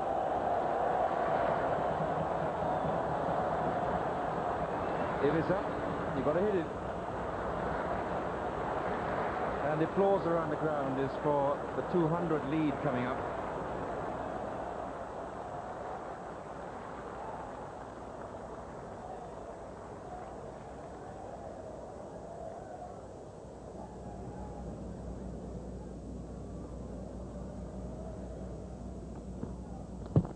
Got him. That's onto the stumps. John Embury is gone. The backward defensive not solid enough. It ran down onto the stumps off the bat and probably something else as well. And so John Embury is gone for 8. But it's been a handy knock. Dominic Cork has been in such good form at the other end that the partnership is another handy effort for England.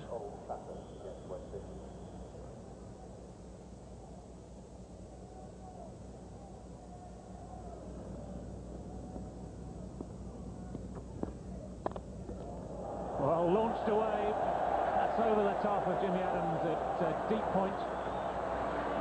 Splits the two men on the boundary. 4 more runs to Dominic Cork.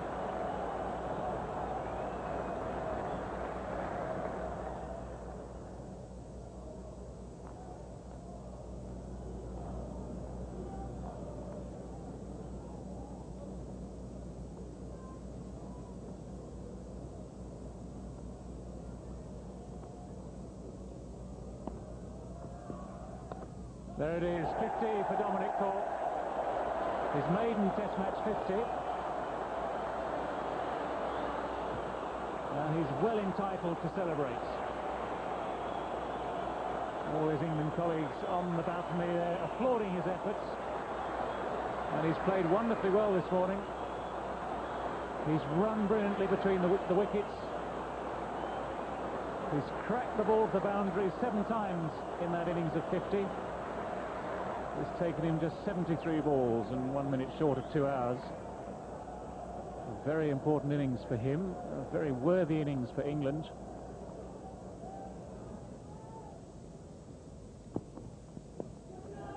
That's straight into the hands of Jimmy Adams at short leg. Courtney Walsh has his final reward for this innings. And England are all out for 437. Angus Fraser the man out, caught by Jimmy Adams off Courtney Walsh for 4. And another painful blow for Angus Fraser on that left hand. Pretty high up as well, I think. Just as far as England are concerned, they'll be hoping there's nothing, no serious damage done there. But Dominic Cork leading the way back in. 56 not out. His maiden Test match half-century. That's been a wonderful effort by him. It certainly was. 56 not out there from Dominic Cork, and great partnerships all the way down there in the England side. 19 was the lowest. That was between Cork and Fraser for the last wicket. 64 extras in all. 437 all out. And the West Indian bowling figures, well, they show precisely what happened out there. 2 wickets for Ambrose, 4 for Walsh. He's in there again, a great competitor. Bishop 2 for 103 and Benjamin 1 for 83. The match situation, West Indies 216 all out, and England, when their innings finished at 437, with 221 runs ahead.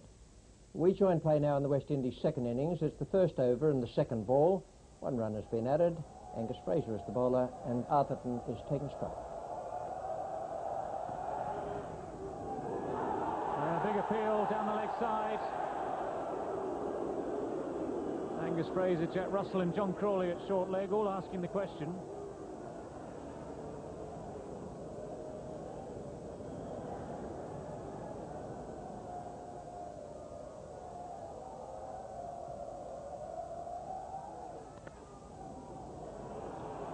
Fine shot.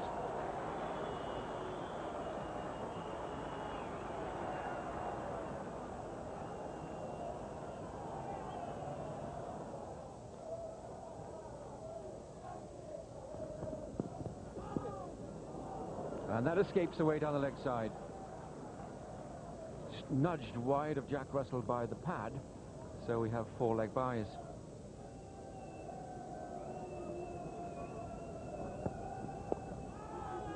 Well, a lot of shouting around the slips there, but I don't understand how they could see very much.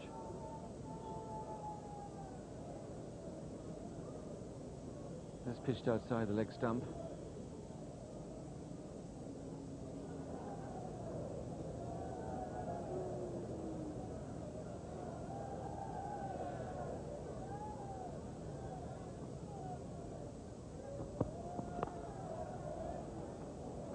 But that looked a painful blow. Arthurton catching the thumb or index finger.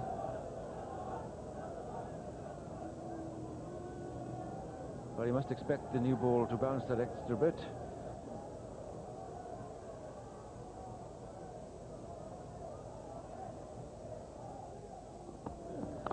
Got.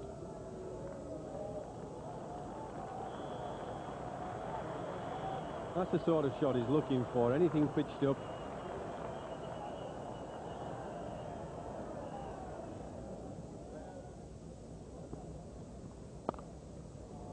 That's a fine shot from Keith Arthurton. Got right on top of it, hit it very powerfully. Yes, it's the right way to play as well. You look to get forward, smother the spin, look to get forward, smother the spin. The bowler then shortens his length, rock back and crack it off the back foot.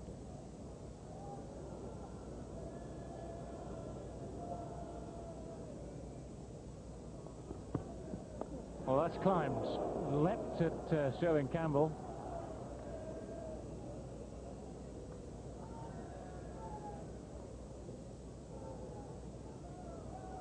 Well, that ball's hit one of the dry, cracked areas that's just breaking up a little bit. It is very dry pitch.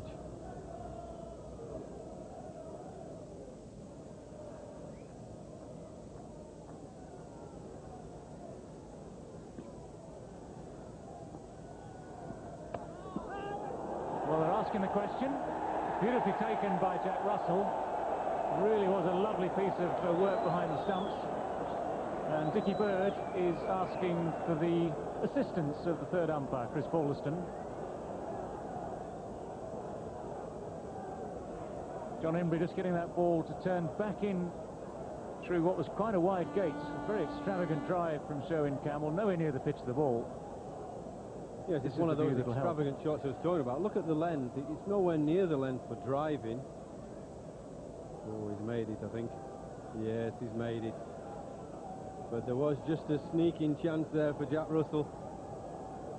But it was the attempt at the shot. It was a play forward defensive to that sort of length of a ball, especially when you've got an off spinner who's going to turn it between bat and pad, and yet you're extravagantly trying to hit it against the spin through the covers. There's a foot going back. Just beats Jack Russell. Jack was keen, he saw it.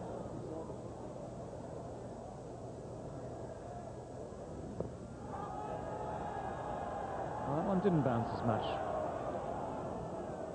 Atherton holding up his bat, whether or not that's a gesture. Try and indicate to the umpire that there was an inside edge, I've no idea. Yes, I think there was just enough. Pretty clear maybe from that.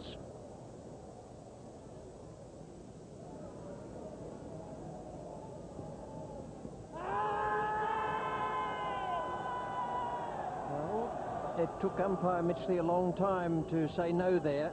That's why the law is brought in to stop batsmen just sticking their foot out at the ball. It's the top spinner, one that comes back with the arm that'll worry the left-handers and worry the umpire. Would the ball have hit the stumps? Well, I wonder it took umpire Mitchley quite a time to make the decision.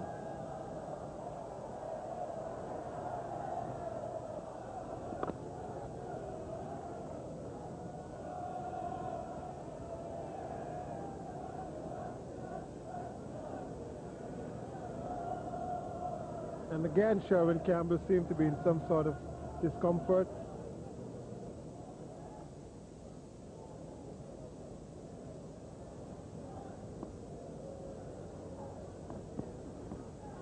Well, once again, no touch. May have been a sound of some kind, but I reckon on the replay it'll show it beat the outside edge by 2 or 3 inches.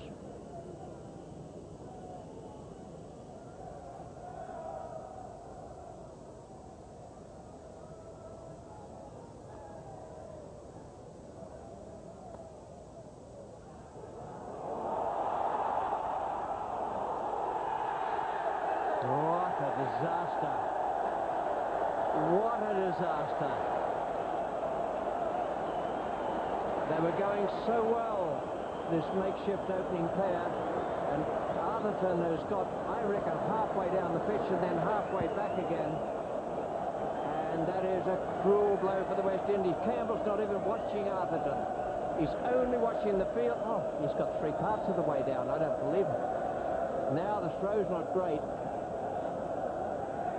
And Atherton did everything he possibly could to get back. But what a schmozzle. Ryan Lara comes out now to join Sherwin Campbell. Atherton's call, the ball was in front of him. Campbell at least should have reacted yes or no. I don't think he said anything. He did not even recognize that maybe Atherton was near to him. The turn was not a good one. Jack Russell scampering on his knees, but Atherton probably run out by at least a yard, yard and a half.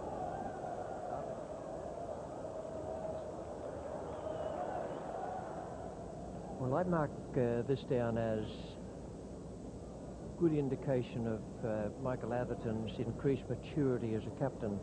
And the fact that he's not just making decisions now, but he's putting them into practice. Out in Australia, I always had the feeling he was right up with the game, but he'd then agonise over a decision. Now he's made one here where Embury is bowling well, but because of what Cork's done to Lara, he's got him on very quickly. And almost successfully.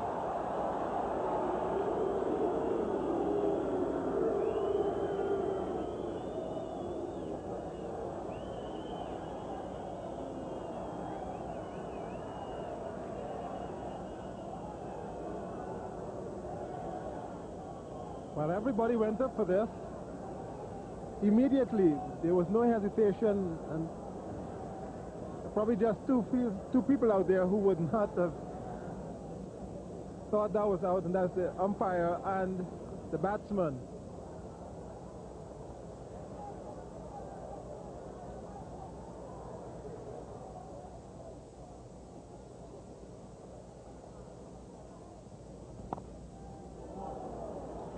At 4 for that.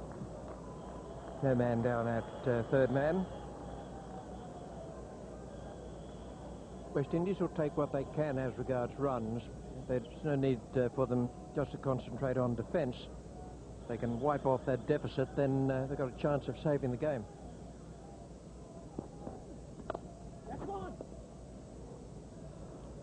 They split the field perfectly. Outfield is too fast for the fielders.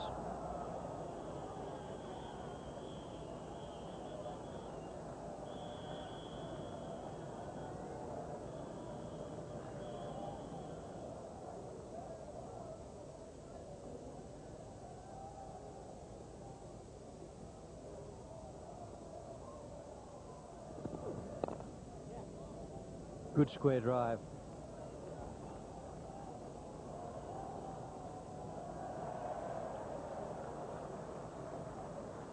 This outfield is baked hard and cut close.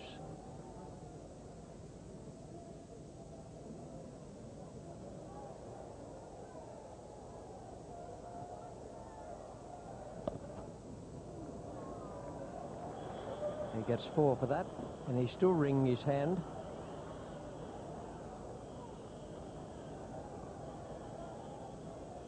Well, he's not totally in control of this. You see the hand come off, it slices off the face, and fortunately goes in the gap. And I think England will be beginning to think how much longer can he get away with keep taking the hand off.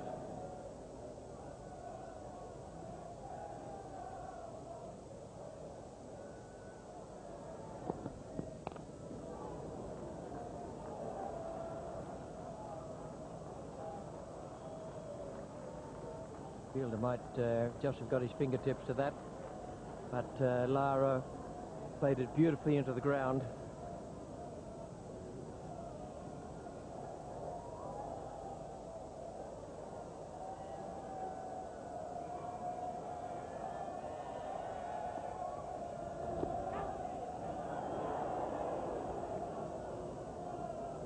A feeling that might have flicked Sherwin Campbell's glove, and then held up, not quite lodging in his pad where it would have been dead, might just have held up in his body. Yes, it did. No. Well, good try, Jack. The ball is dead, whether played or not, when it lodges in the clothing or equipment of a batsman or the clothing of an umpire. And I suppose the interpretation of that is with the umpire. Has the ball lodged? Has it finally settled?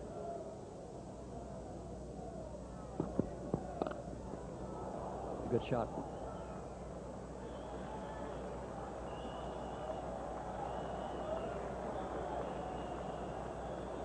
He's very quick onto that. He's played a good, sensible innings, Sherwin Campbell, so far. He's gone to 34. Well, his footwork, he had to be nimble there. He nearly trod on his wicket. If you watch him go back here. Oh dear, nearly. Well done.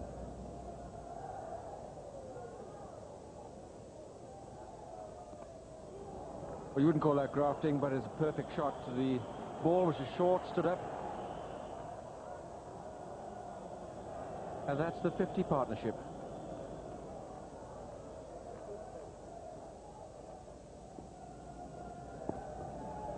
Oh, that's a big shout, a very confident shout. He's gone, he doesn't like it, the batsman walks away. It may be disappointment.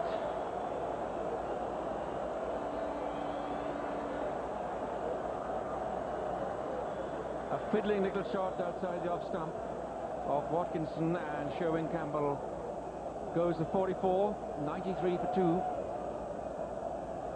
Well, it was a nothingness shot, really. It's wide of off stump, and he's just trying to sort of run it on the offside. See, the face opens, he's trying to run it behind square. Everybody went up, and I reckon that was out. I think he hoped if he stood, he might get away with it. But I think it's a poor shot, and when he goes back to the dressing room and reflect that he was induced to play on the offside against the spin with an open face. I think the most reliable pair of batsmen the West Indies would have had in recent times are now at the wicket. It's in the air, he's caught him bowled, beautifully flighted off break. Mike Watkinson absolutely bowled for that. Jimmy Adams has got a little turn round in it, looking towards the onside maybe. Caught him bowled Watkinson for 1, 97 for 3.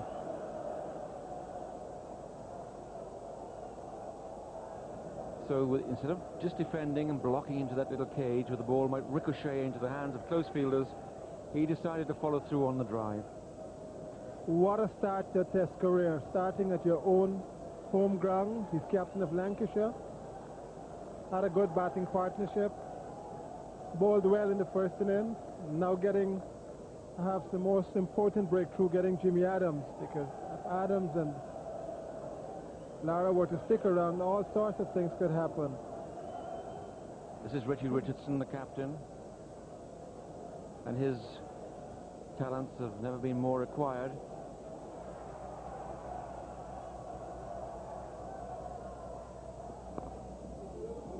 Well, that's 4 runs all the way.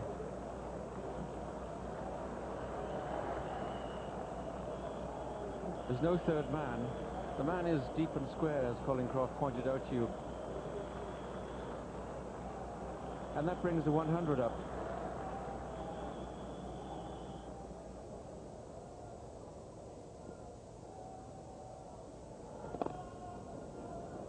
Glorious stroke. There's no indication, bodily indication anyway, that there's any pressure at all on Brian Lara or the West Indians.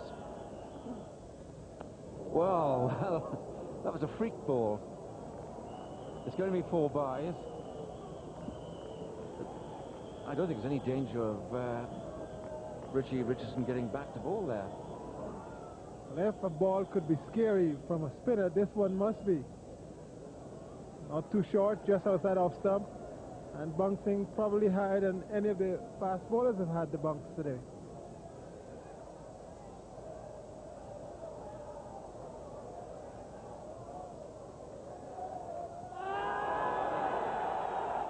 It took a long time there. It depends if it's spun. If it was the top spinner, then the bowler has a chance. But certainly were to shout here, perhaps outside off stump. Most batsmen will tell you the best place to sweep from is outside of off stump. That was pitch outside off.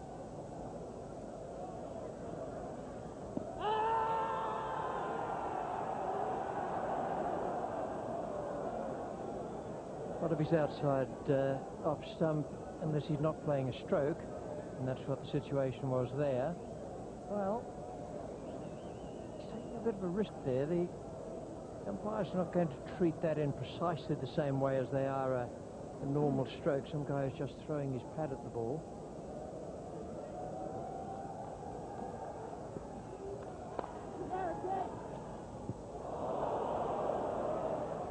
Well, 1-2 more years of experience will teach the man at point that it's the second bounce that poses most problems.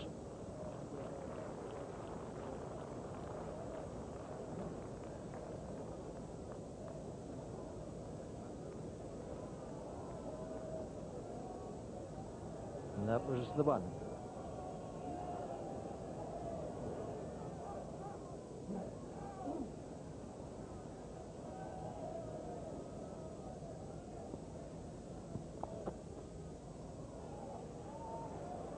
That's a bad ball from Embry. He doesn't have a deep backward square. He had one that was just about on deep square, but just asking to be swept.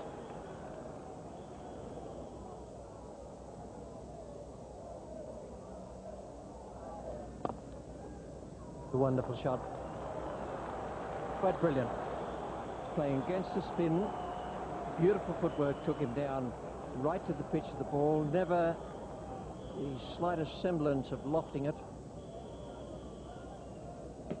And great positioning.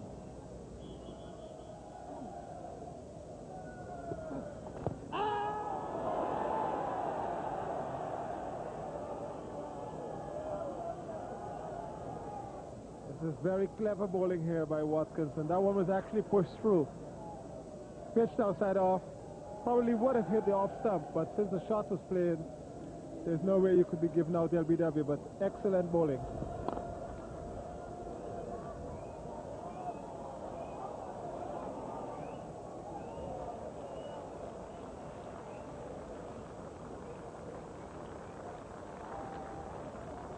Also beautifully played. Good footwork by Richie Richardson.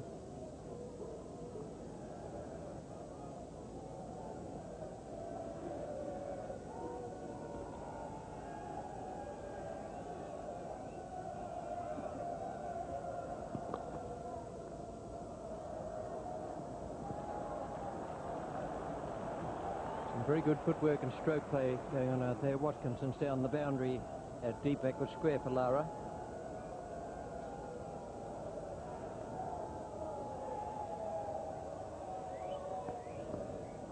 That's it!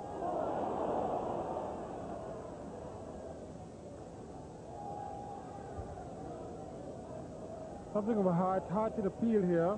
Probably took the inside edge getting onto the pad. Over the top of the man at short extra cover.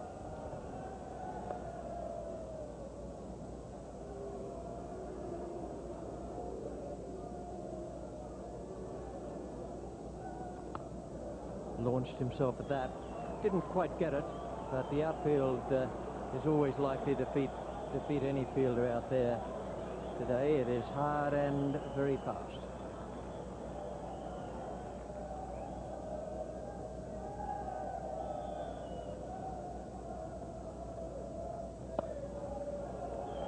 Too short. One too full, the other too short.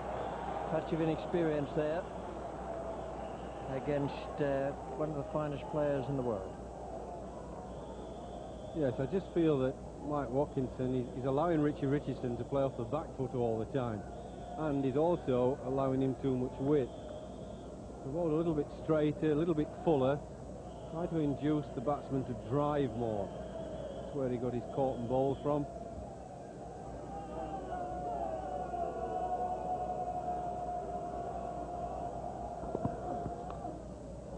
That's going to race away fine. 4 runs.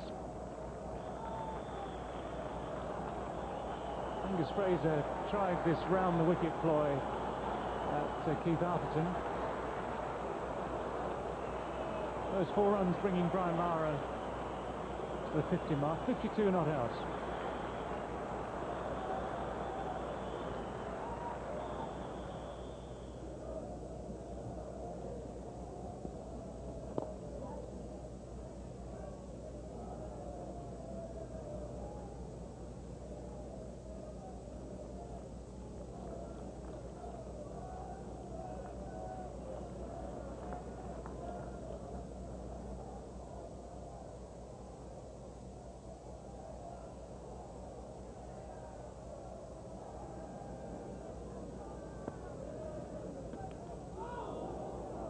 Well, a big whoosh. What's the technical term for that? Beat everyone. Yeah, he threw this up, you see. Big spin. Threw it up, little bit of air, enticing the batsman to play a front-footed drive. Big spin here, with a lot of rough.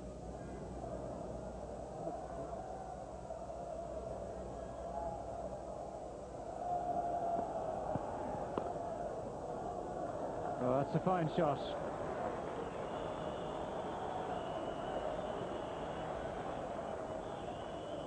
Four runs from the first ball of what will be Angus Fraser's last over of the day.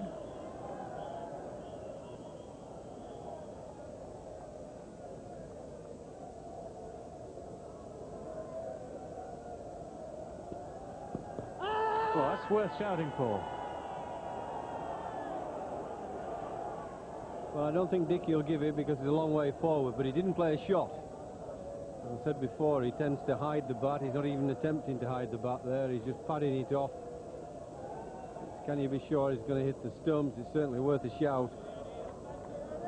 No more runs added, and the West Indies stayed at 159 for 3 at the close of play on this third day. That's a good partnership there. Great fight back between Brian Lara, who's in good form, 87 in the first innings, 59 not out in the second, and Richie Richardson, who is battling away out there and played pretty well. I thought his footwork was good today, a good sign for tomorrow, where the West Indies really need to bat with a great deal of discipline. He's unbeaten on 21. Campbell underlined his skill there, 44, and the ball was doing a bit out there, and Atherton, victim of that unfortunate run out for 17. Jimmy Adams outthought by Watkinson, taking his wicket, one of the 2 he took for the innings. 159 for 3 in the bowling figures for England. Watkinson 2 for 36 and 11 overs and 2 maidens, and the others are wicketless.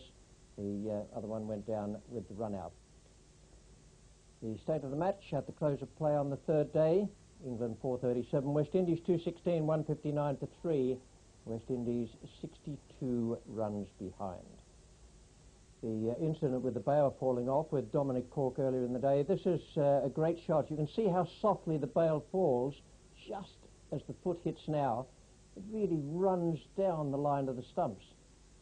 There is a bit of a clunk there, but the bail just disappears. No one on the ground knew about it, and that's the way it happened. After that, Dominic Cork got back with the 4-all run, suddenly spotted the bail, and he said he wasn't aware the bail had come off, but he did say that Richie Richardson had asked the umpire why the bail was off, and Dominic himself thought the wicketkeeper could have done it accidentally. Umpire Cyril Mitchley comes in, sorts the whole thing out, and just turns. I'm not quite sure what he says as he turns away, but it may even have been to Richie Richardson. Not out. A little shake of the head. Interesting times there. I've always said that cricket is the most controversial game of all, and I've seen nothing to dissuade me from that view in the last 40 years. Well, at the close of play, the hero of the day, so far as England were concerned, was Dominic Cork, and I talked with him with Tony Lewis. Dominic, can I just congratulate you on your performance? I mean, you really enjoyed the batting, you could see that. Yeah, I enjoyed it. It's not easy against the West Indies. They do test you out, but I just tried to stay out there as long as possible and try and get some runs. And played some good shots. Yeah, well, I tried, and it seemed to come off, and I had a little bit of luck. Mm. And the bowling in the first innings, you picked up 4 wickets. You were happy with that, Brian Lara included? Yeah, I was happy with that. I thought I went for too many fours. I think I bowled a little bit too short, and I think again today I did this afternoon. But you know, I'm going to try and put that tomorrow. You picked up Brian Lara twice with a very good leg cutter, where he hasn't been coming forward all that much. We're still at that today, but didn't seem to be coming back. Yeah, I was trying to bring it back at him, and it just wasn't coming back. Whether I was not getting round in my action, or whether the ball wasn't swinging, I don't know. But I'll be trying to do it tomorrow, and hopefully it will work.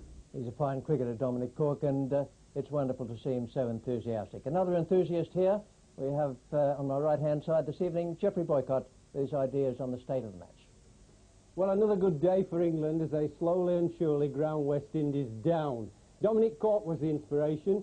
Usually when West Indies fast bowlers take the new ball, they blow the tail-enders away, but not today. Cork ran his singles quickly, injected some urgency, into the proceedings. He played some exquisite back foot drives and he kept the tail-enders going. It was him that got England up to a smashing total. Then it was up to the bowlers to winkle out West Indies batsmen. Lara played a very fine innings again, and while he's there, West Indies supporters can always have hope, but I don't think it's going to matter. That pitch has still got something in it for the England bowlers. Even the seamers Angus Fraser and Dominic Cork passed the bat once or twice, and at the spin bowlers, it's very dry, worn, cracked. There's some rough there where the bowlers have put their feet, and all in all, there's something for all the England bowlers to work at. I expect England to win. They'll go to bed happy tonight. When they win, I don't know, but it will surely come. Geoffrey Boycott with his ideas on what's happened in the game so far and what will be happening later on today. I've had a lot of fun here for the 3 days, and I can tell you that the West Indies are not yet out of the game, no matter what you might think.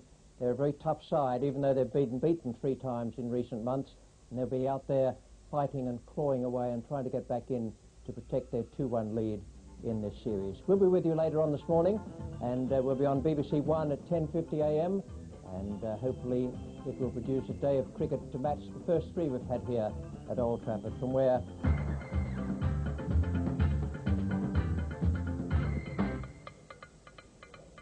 welcome to highlights of the 4th day of the 4th Cornhill Test match at Old Trafford.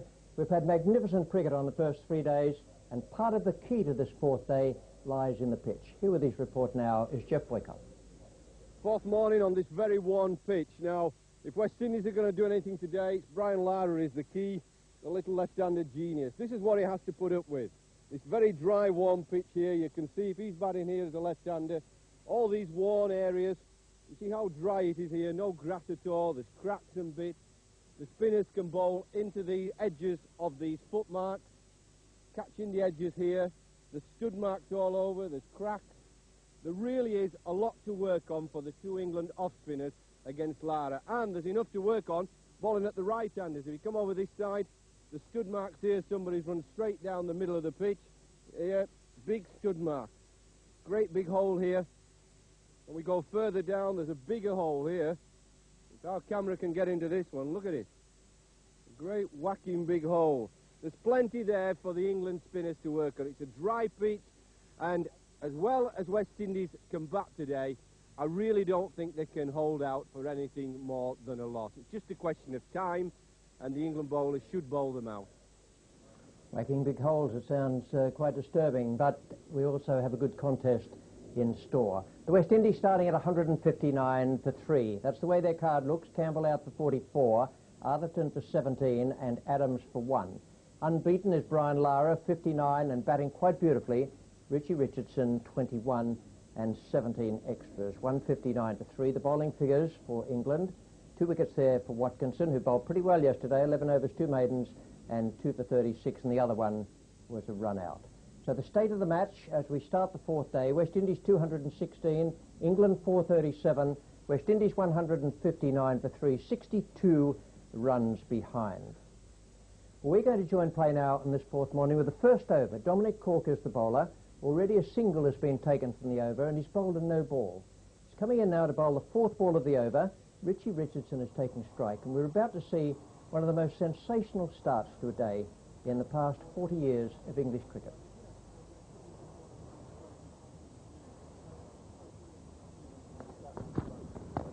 Oh, that's the first wicket of the day. Dominic Cork has the knack of making things happen. Richie Richardson, the West Indies captain, dragging that ball on from outside the off stump. The bails are off. This time there's absolutely no doubt in the first over of the day why those bails have been removed. West Indies 161 for 4, and their captain on his way back to the pavilion in the first over of the day.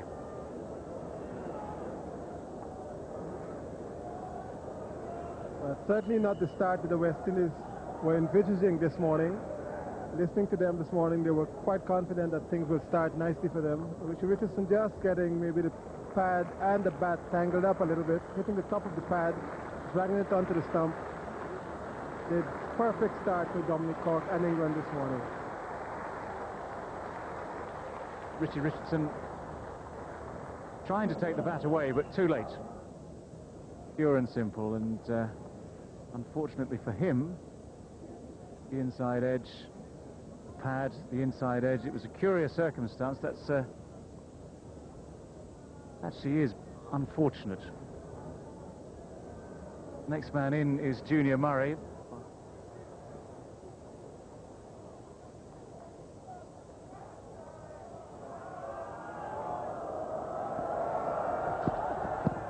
Big appeal, and he's got him. 2 wickets in 2 balls. Junior Murray did nothing more than just shuttle his front foot across in front of the stumps. And Dominic Cork was right on target. This is going to be a real slow walk back for Junior Murray. LBW to Dominic Cork without scoring. England really are having a dream start to the day. Just the sort of decision that all umpires really crave. Very little doubt about it. Junior Murray has hardly moved at all.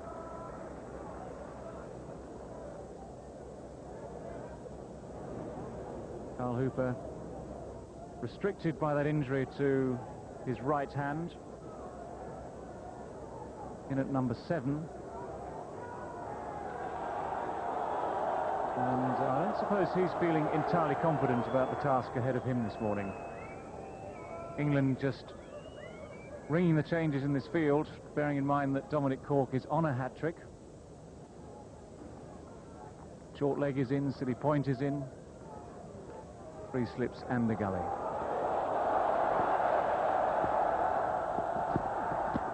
Well, it's another good shout. He's done it! Dominic Cork has a hat-trick. Carl Hooper has gone. LBW first ball.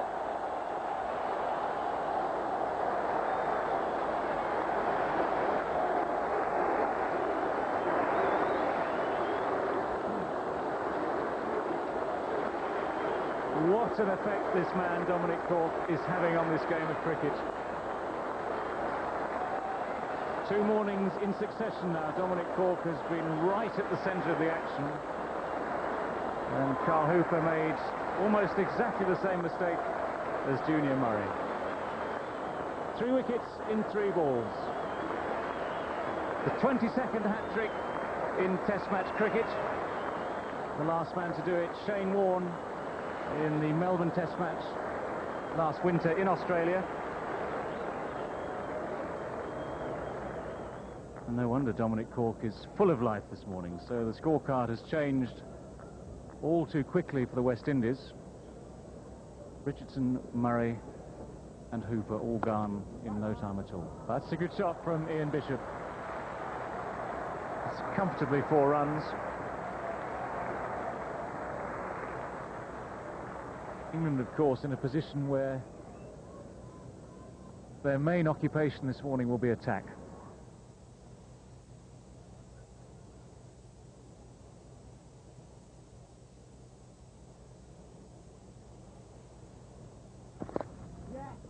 Fine shot, nicely placed.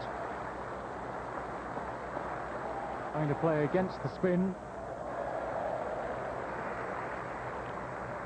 And a nicely timed stop by Robin Smith. Almost 40 years since anyone has taken a hat-trick for England. E.J. Loder, who's now out in Perth in Australia. Still very fit, plays good golf and was a fine bowler for England round about the 1952 to 1958 period.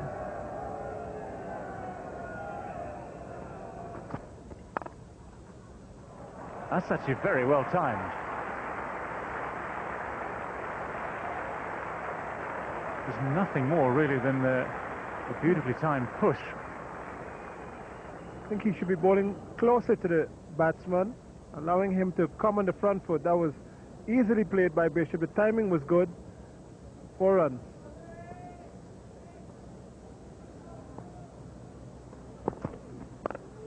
Oh, wonderful shot.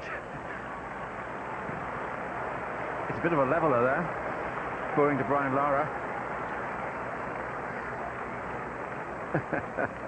Terrific atmosphere here at Old Trafford.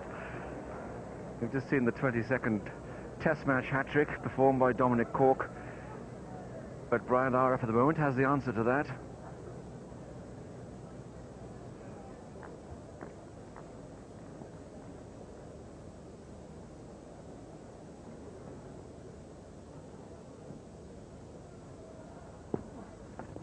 It's in the air. Oh, just over the top of the outstretched hand at short extra. And guess who's been hurt now?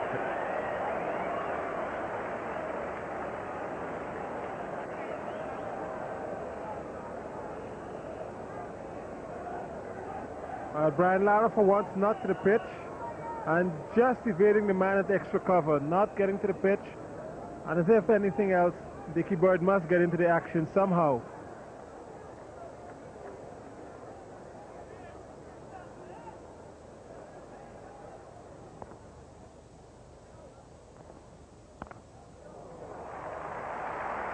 Strokes the ball away so easily. 4 runs.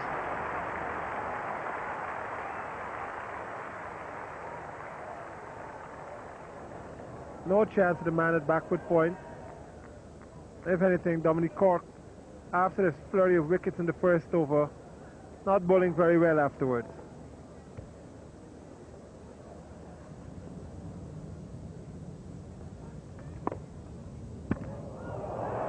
Well, did that roll right back on the stumps, my word.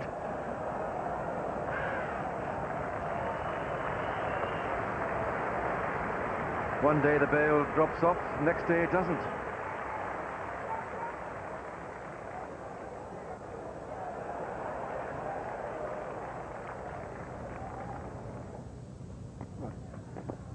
Catch it, they say, and that's out. Backhand, caught short square leg, well bowled, Watkinson.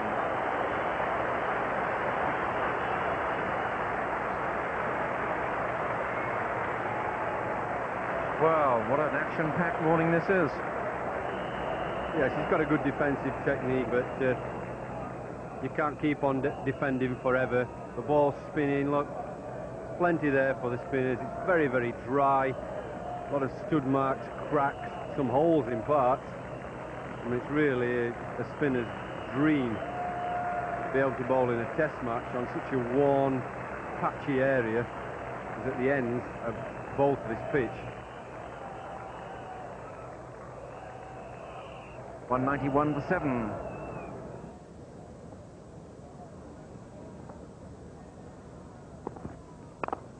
Oh, lovely shot. Beautifully placed.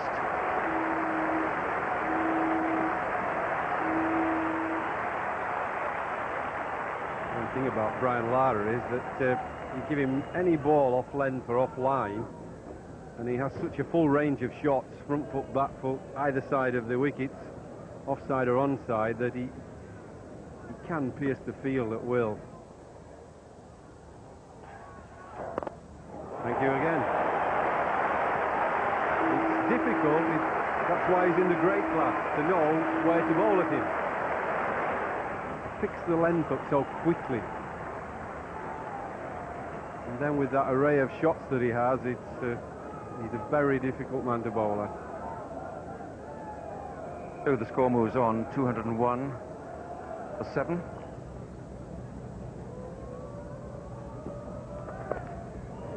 Beautifully swept, very fine. And his 100. First century of the Test series. A wonderful performance. 87 in the first innings and a century in the second. He's a gifted young player.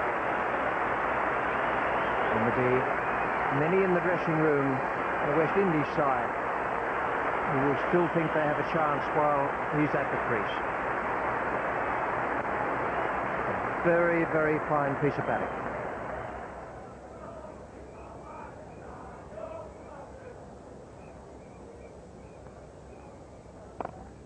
Good shot.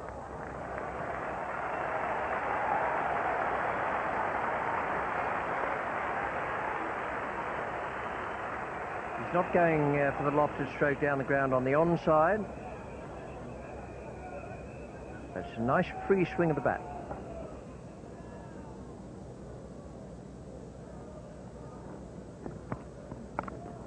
That's a cracking shot. Can bat a bit, Kenny Benjamin. We've seen him make runs before. He's got no great average in Test match cricket, but he knows what he's doing out there.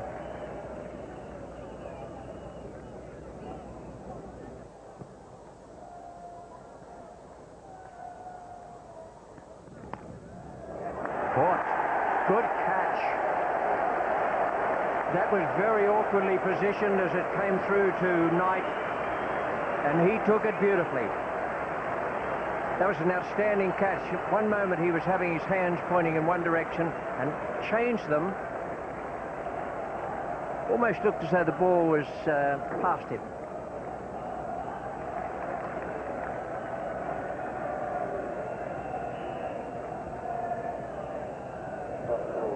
Moved nicely off the seam. Looks as though he's got a fine pair of hands, Nick Knight. Not easy to take them like that. Bentley Ambrose, left-hander, joins another left-hander out there who's on 108.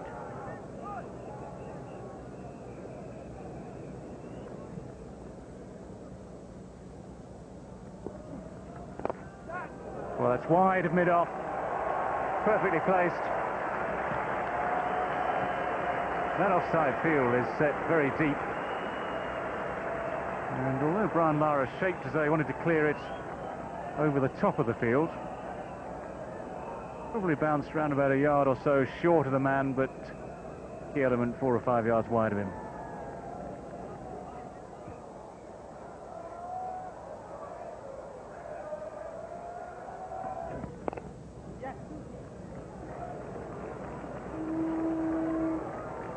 Two more.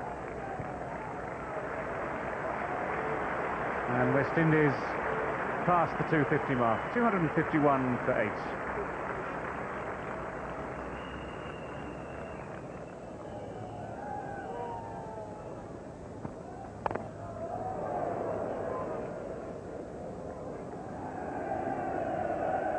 Cyril Mitchley very quick to have another look at Dominic Cork's footmarks. He had a word with Dominic Cork in his first spell of the day. That's obviously an official warning to Dominic Cork, emphasised by the chats with Mike Atherton. It's been warned twice now by umpire Cyril Mitchley. If he gets too close again, then he's going to be removed from the attack automatically.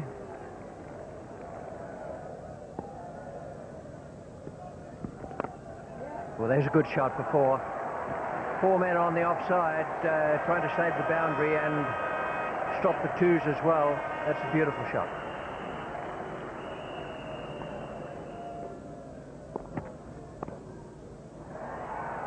Beautiful stroke for 4. Wonderful late cut.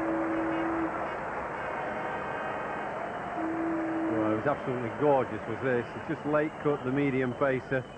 So fine.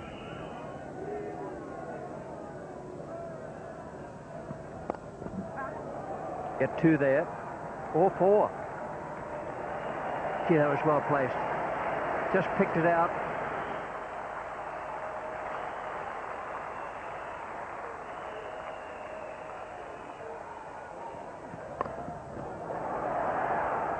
Caught him.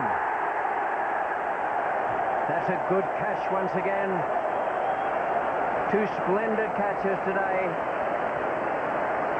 First one he took was at slip to get rid of Benjamin, and that one was an absolute cracker. Low and fast. It was a beautiful stroke, just hit a little bit too much in the air, and that's a wonderful innings.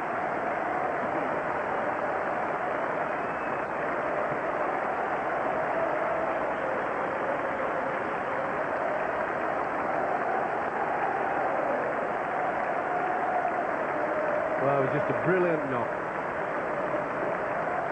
Last man coming in, Courtney Walsh. You've got to play some fine innings to dominate the proceedings when a bowler gets a hat-trick in a test match.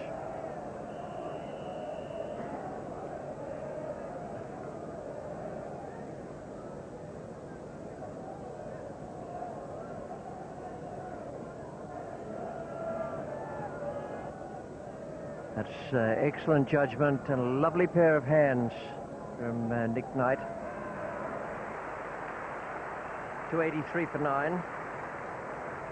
Top score in the first innings for Brian Lara with 87. In the second innings, 145. An outstanding catch by Nick Knight.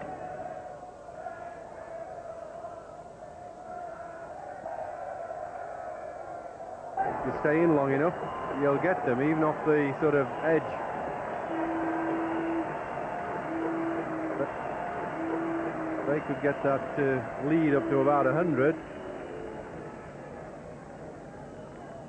And we just might have a few fun and games still to come in this test match yet.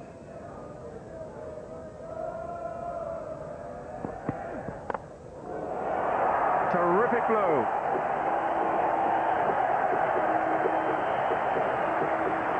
The ball clatters around at the back end of the ground there.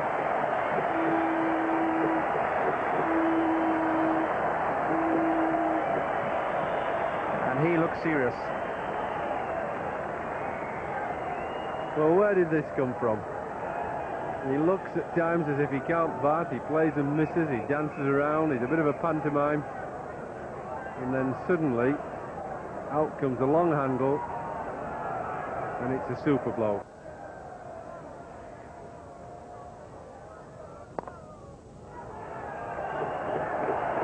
There's 4 more.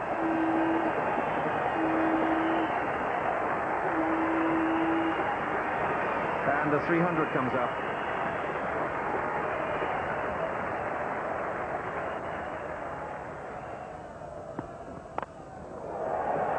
Well, that's another mighty blow, and it's 4 runs.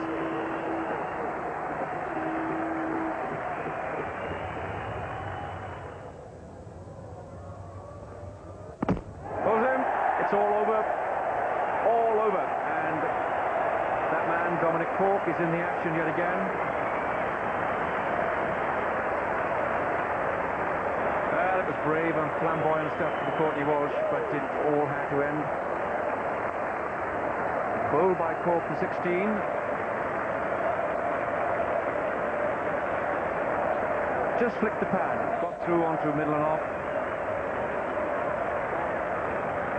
And that meant that Courtney Walsh had no room in which to swing the bat. He got tucked up there, flicked the pad onto off stump, and the West Indies are out for 314. That's a very good effort from the West Indians, but not nearly as good as they might have hoped for at the start of play, with Richardson and Lara in there. Suddenly there was the hat-trick, Richardson 22, Murray naught and Hooper naught. The tail-enders did well, but 314, not quite what they would have wanted. They needed a slightly bigger lead than that. And the most wonderful century from Brian Lara. 87 in the first innings, 145 in the second, and it was all class. Bowling figures for England: Fraser 2 for 53, Cork 4 for 111. Embury none for 49, White none for 23. And what concerned good performance from him in his first test: 23 overs, 4 maidens, and 3 for 64 to go with his first innings efforts and his very valuable batting. The state of the game, with England needing 94 to win, was West Indies 216 and 314, England 437. And we join it now in the first over in the England second innings. Ambrose is bowling tonight. No runs on the board.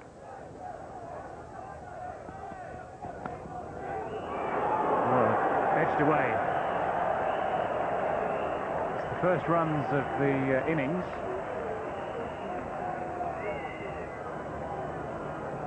Stuart Williams is the man in some pain. He's at second slip. I suspect he'll recover from that pretty quickly, but it was the edge from Nick Knight's bat.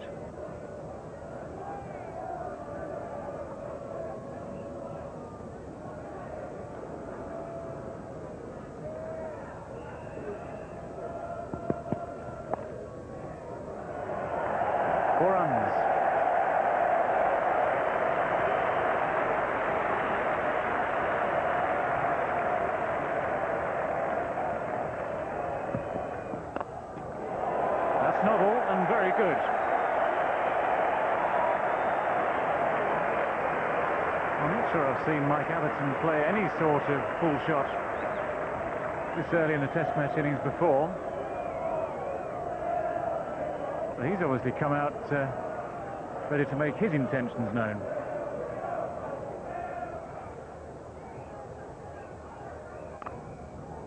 That's a cracking shot from Mike Atherton.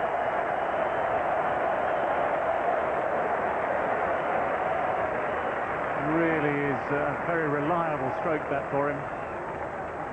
One of his most productive.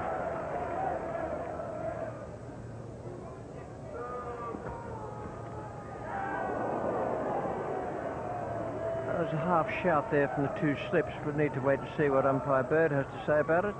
Gives it as a run. Very difficult chance for Junior Murray. Inside edge, he didn't actually get a glove to it.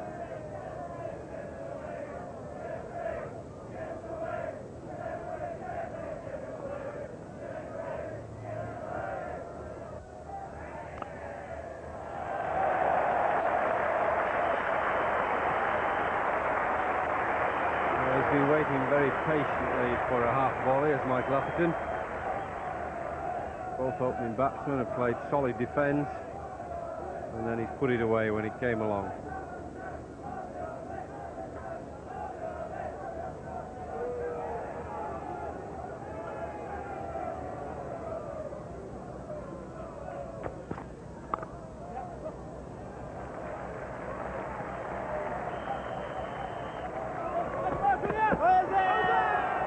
Yeah, they'll need some adjudication there. For one instant, Atherton looked as though he was going to be okay, and then suddenly he was struggling. The ball skidded. It was very well taken by Junior Murray, having been well picked up and thrown by Kenny Benjamin. Junior Murray has gathered it in beautifully, and that's the first problem England have faced in this innings. 39 for 1.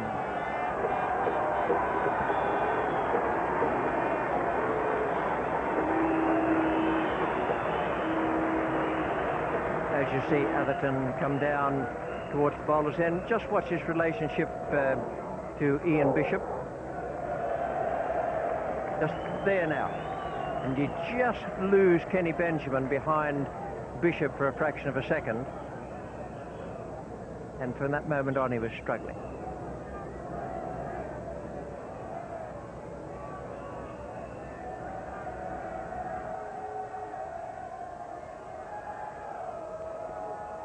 Nicely taken. Nick Knight has gone. Chandler Paul, the fielder at second slip. Obviously a very good fill-in man he is.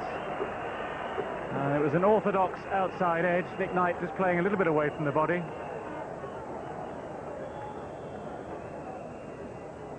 And it's noticeable here that he was on the front foot. The ball was pitched up but very wide. Not necessary to play as an opening batsman, drawn wide as Nick Knight. Chandler Paul taking a sharp catch, but good catch.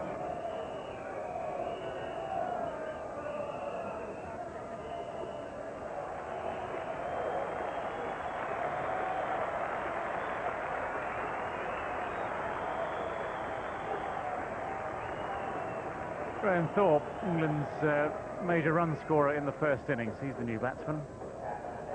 Left-hander replaces left-hander. England 41 now for 2.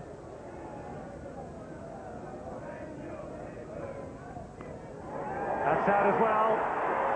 Chandler Paul, the man who's claimed the catch. John Crawley, though, is waiting exactly where he was in the crease. Question is then, has that ball carried to Chandler Paul? Chandler Paul obviously convinced by his reaction. The West Indies fielders backing him up, that's for sure. John Crawley entitled to stand his ground if there's any doubt at all. And according to that conference between umpire Dickie Bird and Cyril Mitchley deciding the ball hadn't carried.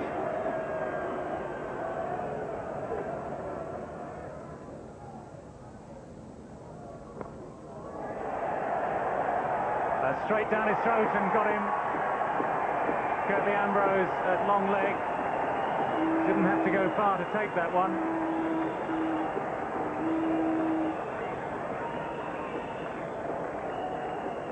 Graham Thorpe, as so often happens in this game of cricket, follows success with failure. And really a very easy catch for Curtly Ambrose. So a hiccup in the midst of England's progress towards their target. Robin Smith on his way out to the crease now. Mike Ellison can do no more about it personally. He was out for 22. But England have lost those 3 wickets pretty quickly. 45 for 3 they are now.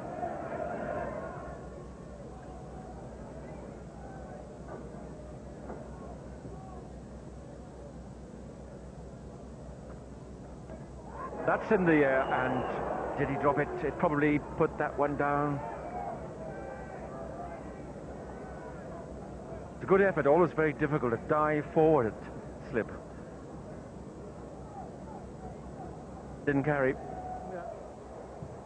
Here's some interesting information given me by our scorer that of 50 balls since tea, only 3 balls have produced scoring shots.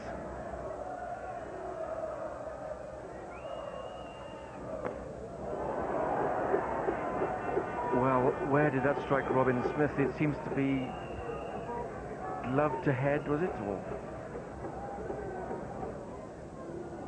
rather a sickening sound.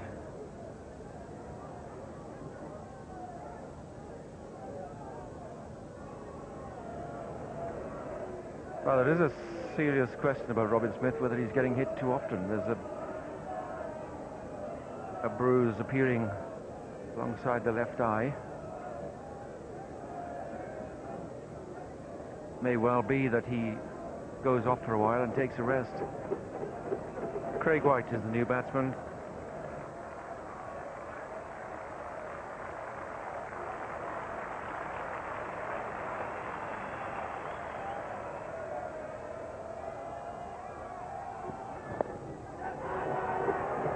Wow, what an escape.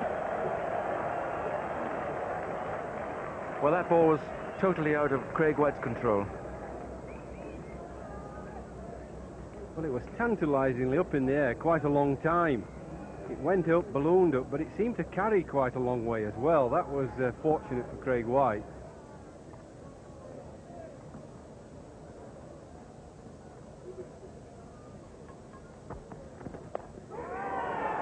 And that is it for Craig White. Beautiful bowling and a super catch. Again, that surprising lift, and England are now in trouble.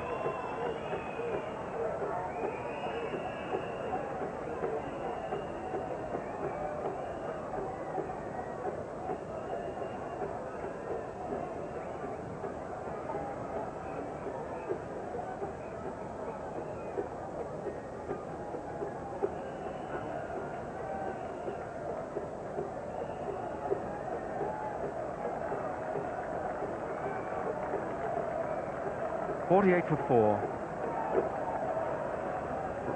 England have become becalmed. No runs are coming at all. The pressure's on them.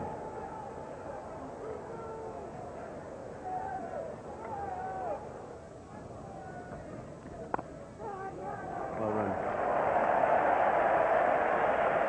A cheer of great relief from the Old Trafford crowd. England have scored a run.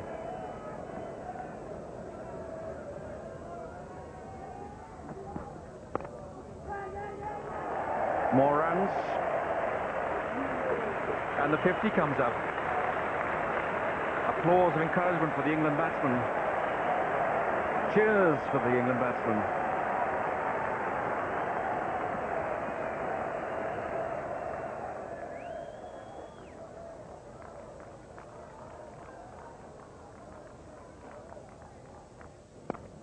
Yeah, good shot. A little bit of width when Kenny Benjamin's bowling at the left-hander makes all the difference. Such a good line on the right-handers, but bowling at Jack Russell that much more difficult. Russell's just motioning to Crawley to say to him there might be a single on the offside. Well, they need to bear in mind it's Atherton out there.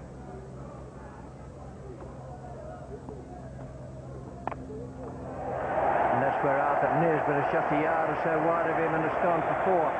That will bring a very big cheer.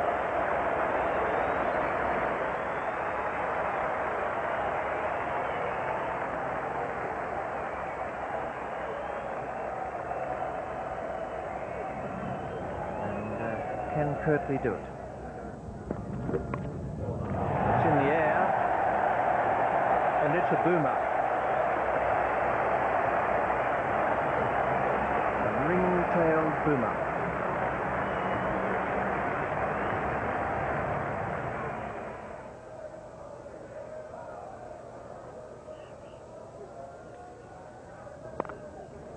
It's a wonderful stroke. Well, if you want someone to come in a crisis situation who's used to crises, there's your man.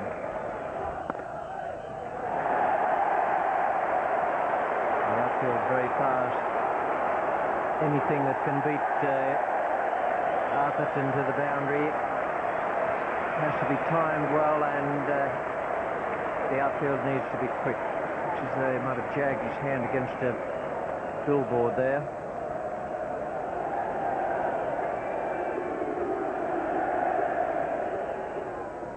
Cheers and boos in the background.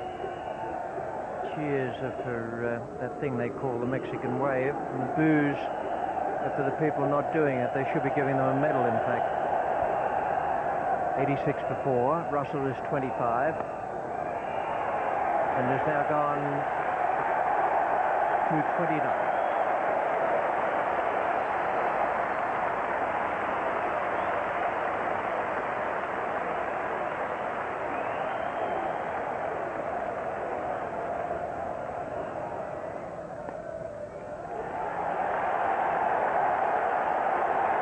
Winning runs, John Crawley has struck them, turning the ball away behind square leg. And England have won this 4th Test match at Old Trafford, the 100th game sponsored by Cornhill, by 6 wickets.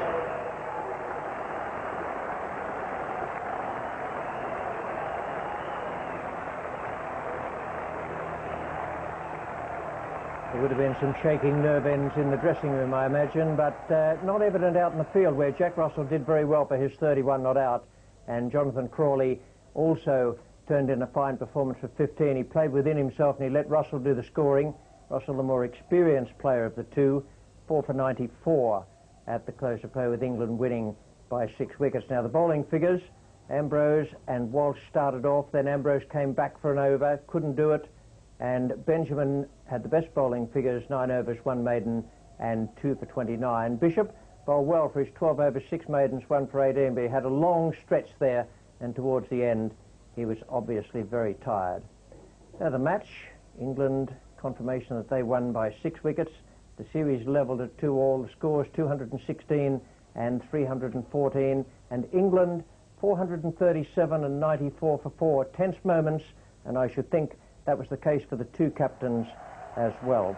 Dominic Cork was the man of the match, and deservedly so, although Brian Lara must have challenged very strongly, I would think. He played 2 wonderful innings, that century in the second innings and the 87 in the first, and he must have been very close, but Cork turned in a magnificent all-round effort. Well, after the victory was achieved there by the England side, David Gower talked with the two captains, Michael Atherton and Richie Richardson. Michael, many congratulations. It's been a very, very tough test match. You had control for so long. Just how nervy was it this afternoon? I thought we had a bit of a wobble at the end, but apart from that, I thought we played consistently well through the game and dominated most of the match. I mean, it's been virtually a new team here at Old Trafford. Injuries from previous games, 1 or 2 selection differences. How confident were you that this new team would stand up to the expectations in this test match? Well, I said after Edgbaston that I felt that was a freak result on a freak pitch, and you know, I stand by that. All the other games from the summer, which have been played on decent surfaces, have been tight games. You know, the Texaco series was close at 2-1. The Test match series stood at 1-1 before, you know, the pitch which was prepared at Edgbaston. So I'd say that this is an evenly matched contest between two good sides, and you know, providing the surfaces are decent, we'll see some good cricket. Well, you mentioned the pitch. It's obviously a key factor. And this one was really an ideal pitch for a good Test match, wasn't it? I thought it was a good cricket pitch. There was a little bit of pace and bounce there if you bent your back. There's a bit of spin for our two off-spinners, and obviously the best batsman got some runs in the match. Yeah, you mentioned the batting performances. Graham Thorpe has been consistently performing well, hasn't he, over the last year or two? When's he going to get this 100? I'm not especially concerned, providing he keeps contributing, and some of his innings have really turned games for us, and I thought his 94 here was a fantastic little knock. It's disappointing for him not to get 100, and he spoiled it with a poor shot in the second innings, but that was a gem of an innings for us in the first innings. Now, Richie, 2-2. I mean, at this time at the end of the last Test match, you'd just gone 2-1 up with a very impressive performance at Edgbaston. It's all changed round again. Yeah, and well, we got to start all over again. You know, we keep getting a lead and then allowing them to catch us up. We just got to start all over again. I think that our batting let us down again. It was a lot of hard work for bowlers. The wicket was a good wicket, a good cricket wicket. At some stages it was quite flat, but I think all in all that England played very, very well. They were very keen, and we didn't get enough runs in the first game. Yeah, you don't mind a flat pitch, so it's the same for both sides. Well, I believe in having an even wicket, really. I mean, I think bowlers have got to work hard, batsmen have got to work as well, and these are the wickets that you should get in Test match cricket. I have no really criticism of this wicket. I thought it was a very good wicket. Now, you started this morning with yourself and Brian Lara in occupation of the crease, with a chance, if things went your way, of actually putting a bigger challenge in front of England. It's a bit of bad luck getting that ball off the pad onto the bat and then back onto the stumps. Yeah, I mean, I was feeling really good, and I was looking forward to staying there as long as possible with Brian. You know, we'd planned to get 100 apiece, but I got an unfortunate out, and things didn't go very well for us after that. Brian played magnificently well, and the pity that he couldn't get any support from the other batsmen. And I'm sure that if one or two batsmen had stayed there and given him a bit of support, and we had given England at least 150 runs to get, then they would have been in real trouble. Well, Michael Atherton certainly concedes there that there were some rather nasty moments in the dressing room, but they did it out on the field. And so too did the man of the match, who now speaks with David Gower. Well, I suppose you'd better talk us through it, really. First over the day, a couple of looseners, and then into the first wicket. Yeah, it was a little bit of a lucky wicket. Richie was looking to leave it, came off his pad onto his bat and onto the wickets, but you know, you do get them. You're not going to say you'll come back and have another go, and you know, it was a good start. You know, we needed an early wicket, and that's what we were trying to do. I thought, you know, first over, try and get into them quite soon, and the next two just, you know, with straight balls, probably reversed a little bit back into them, and you know, to me they were quite plumb and they were given out. So yeah. Well, they certainly looked plumb enough to us. I mean, you talked to us last night about if you had a criticism of yourself, you bowled a bit too short at times. Those were absolutely in just the right place, weren't they? Yeah, I think, to be fair, even after getting the hat-trick, I did bowl again a little bit too short, and that's probably been a criticism of myself this Test match. But they were in the right place, and if you can get them straight, especially where I bowl from, I've got a chance of LBW. So you know, I'm just happy. Is it worrying you at all that umpires are looking very closely at where you're landing in the follow-through?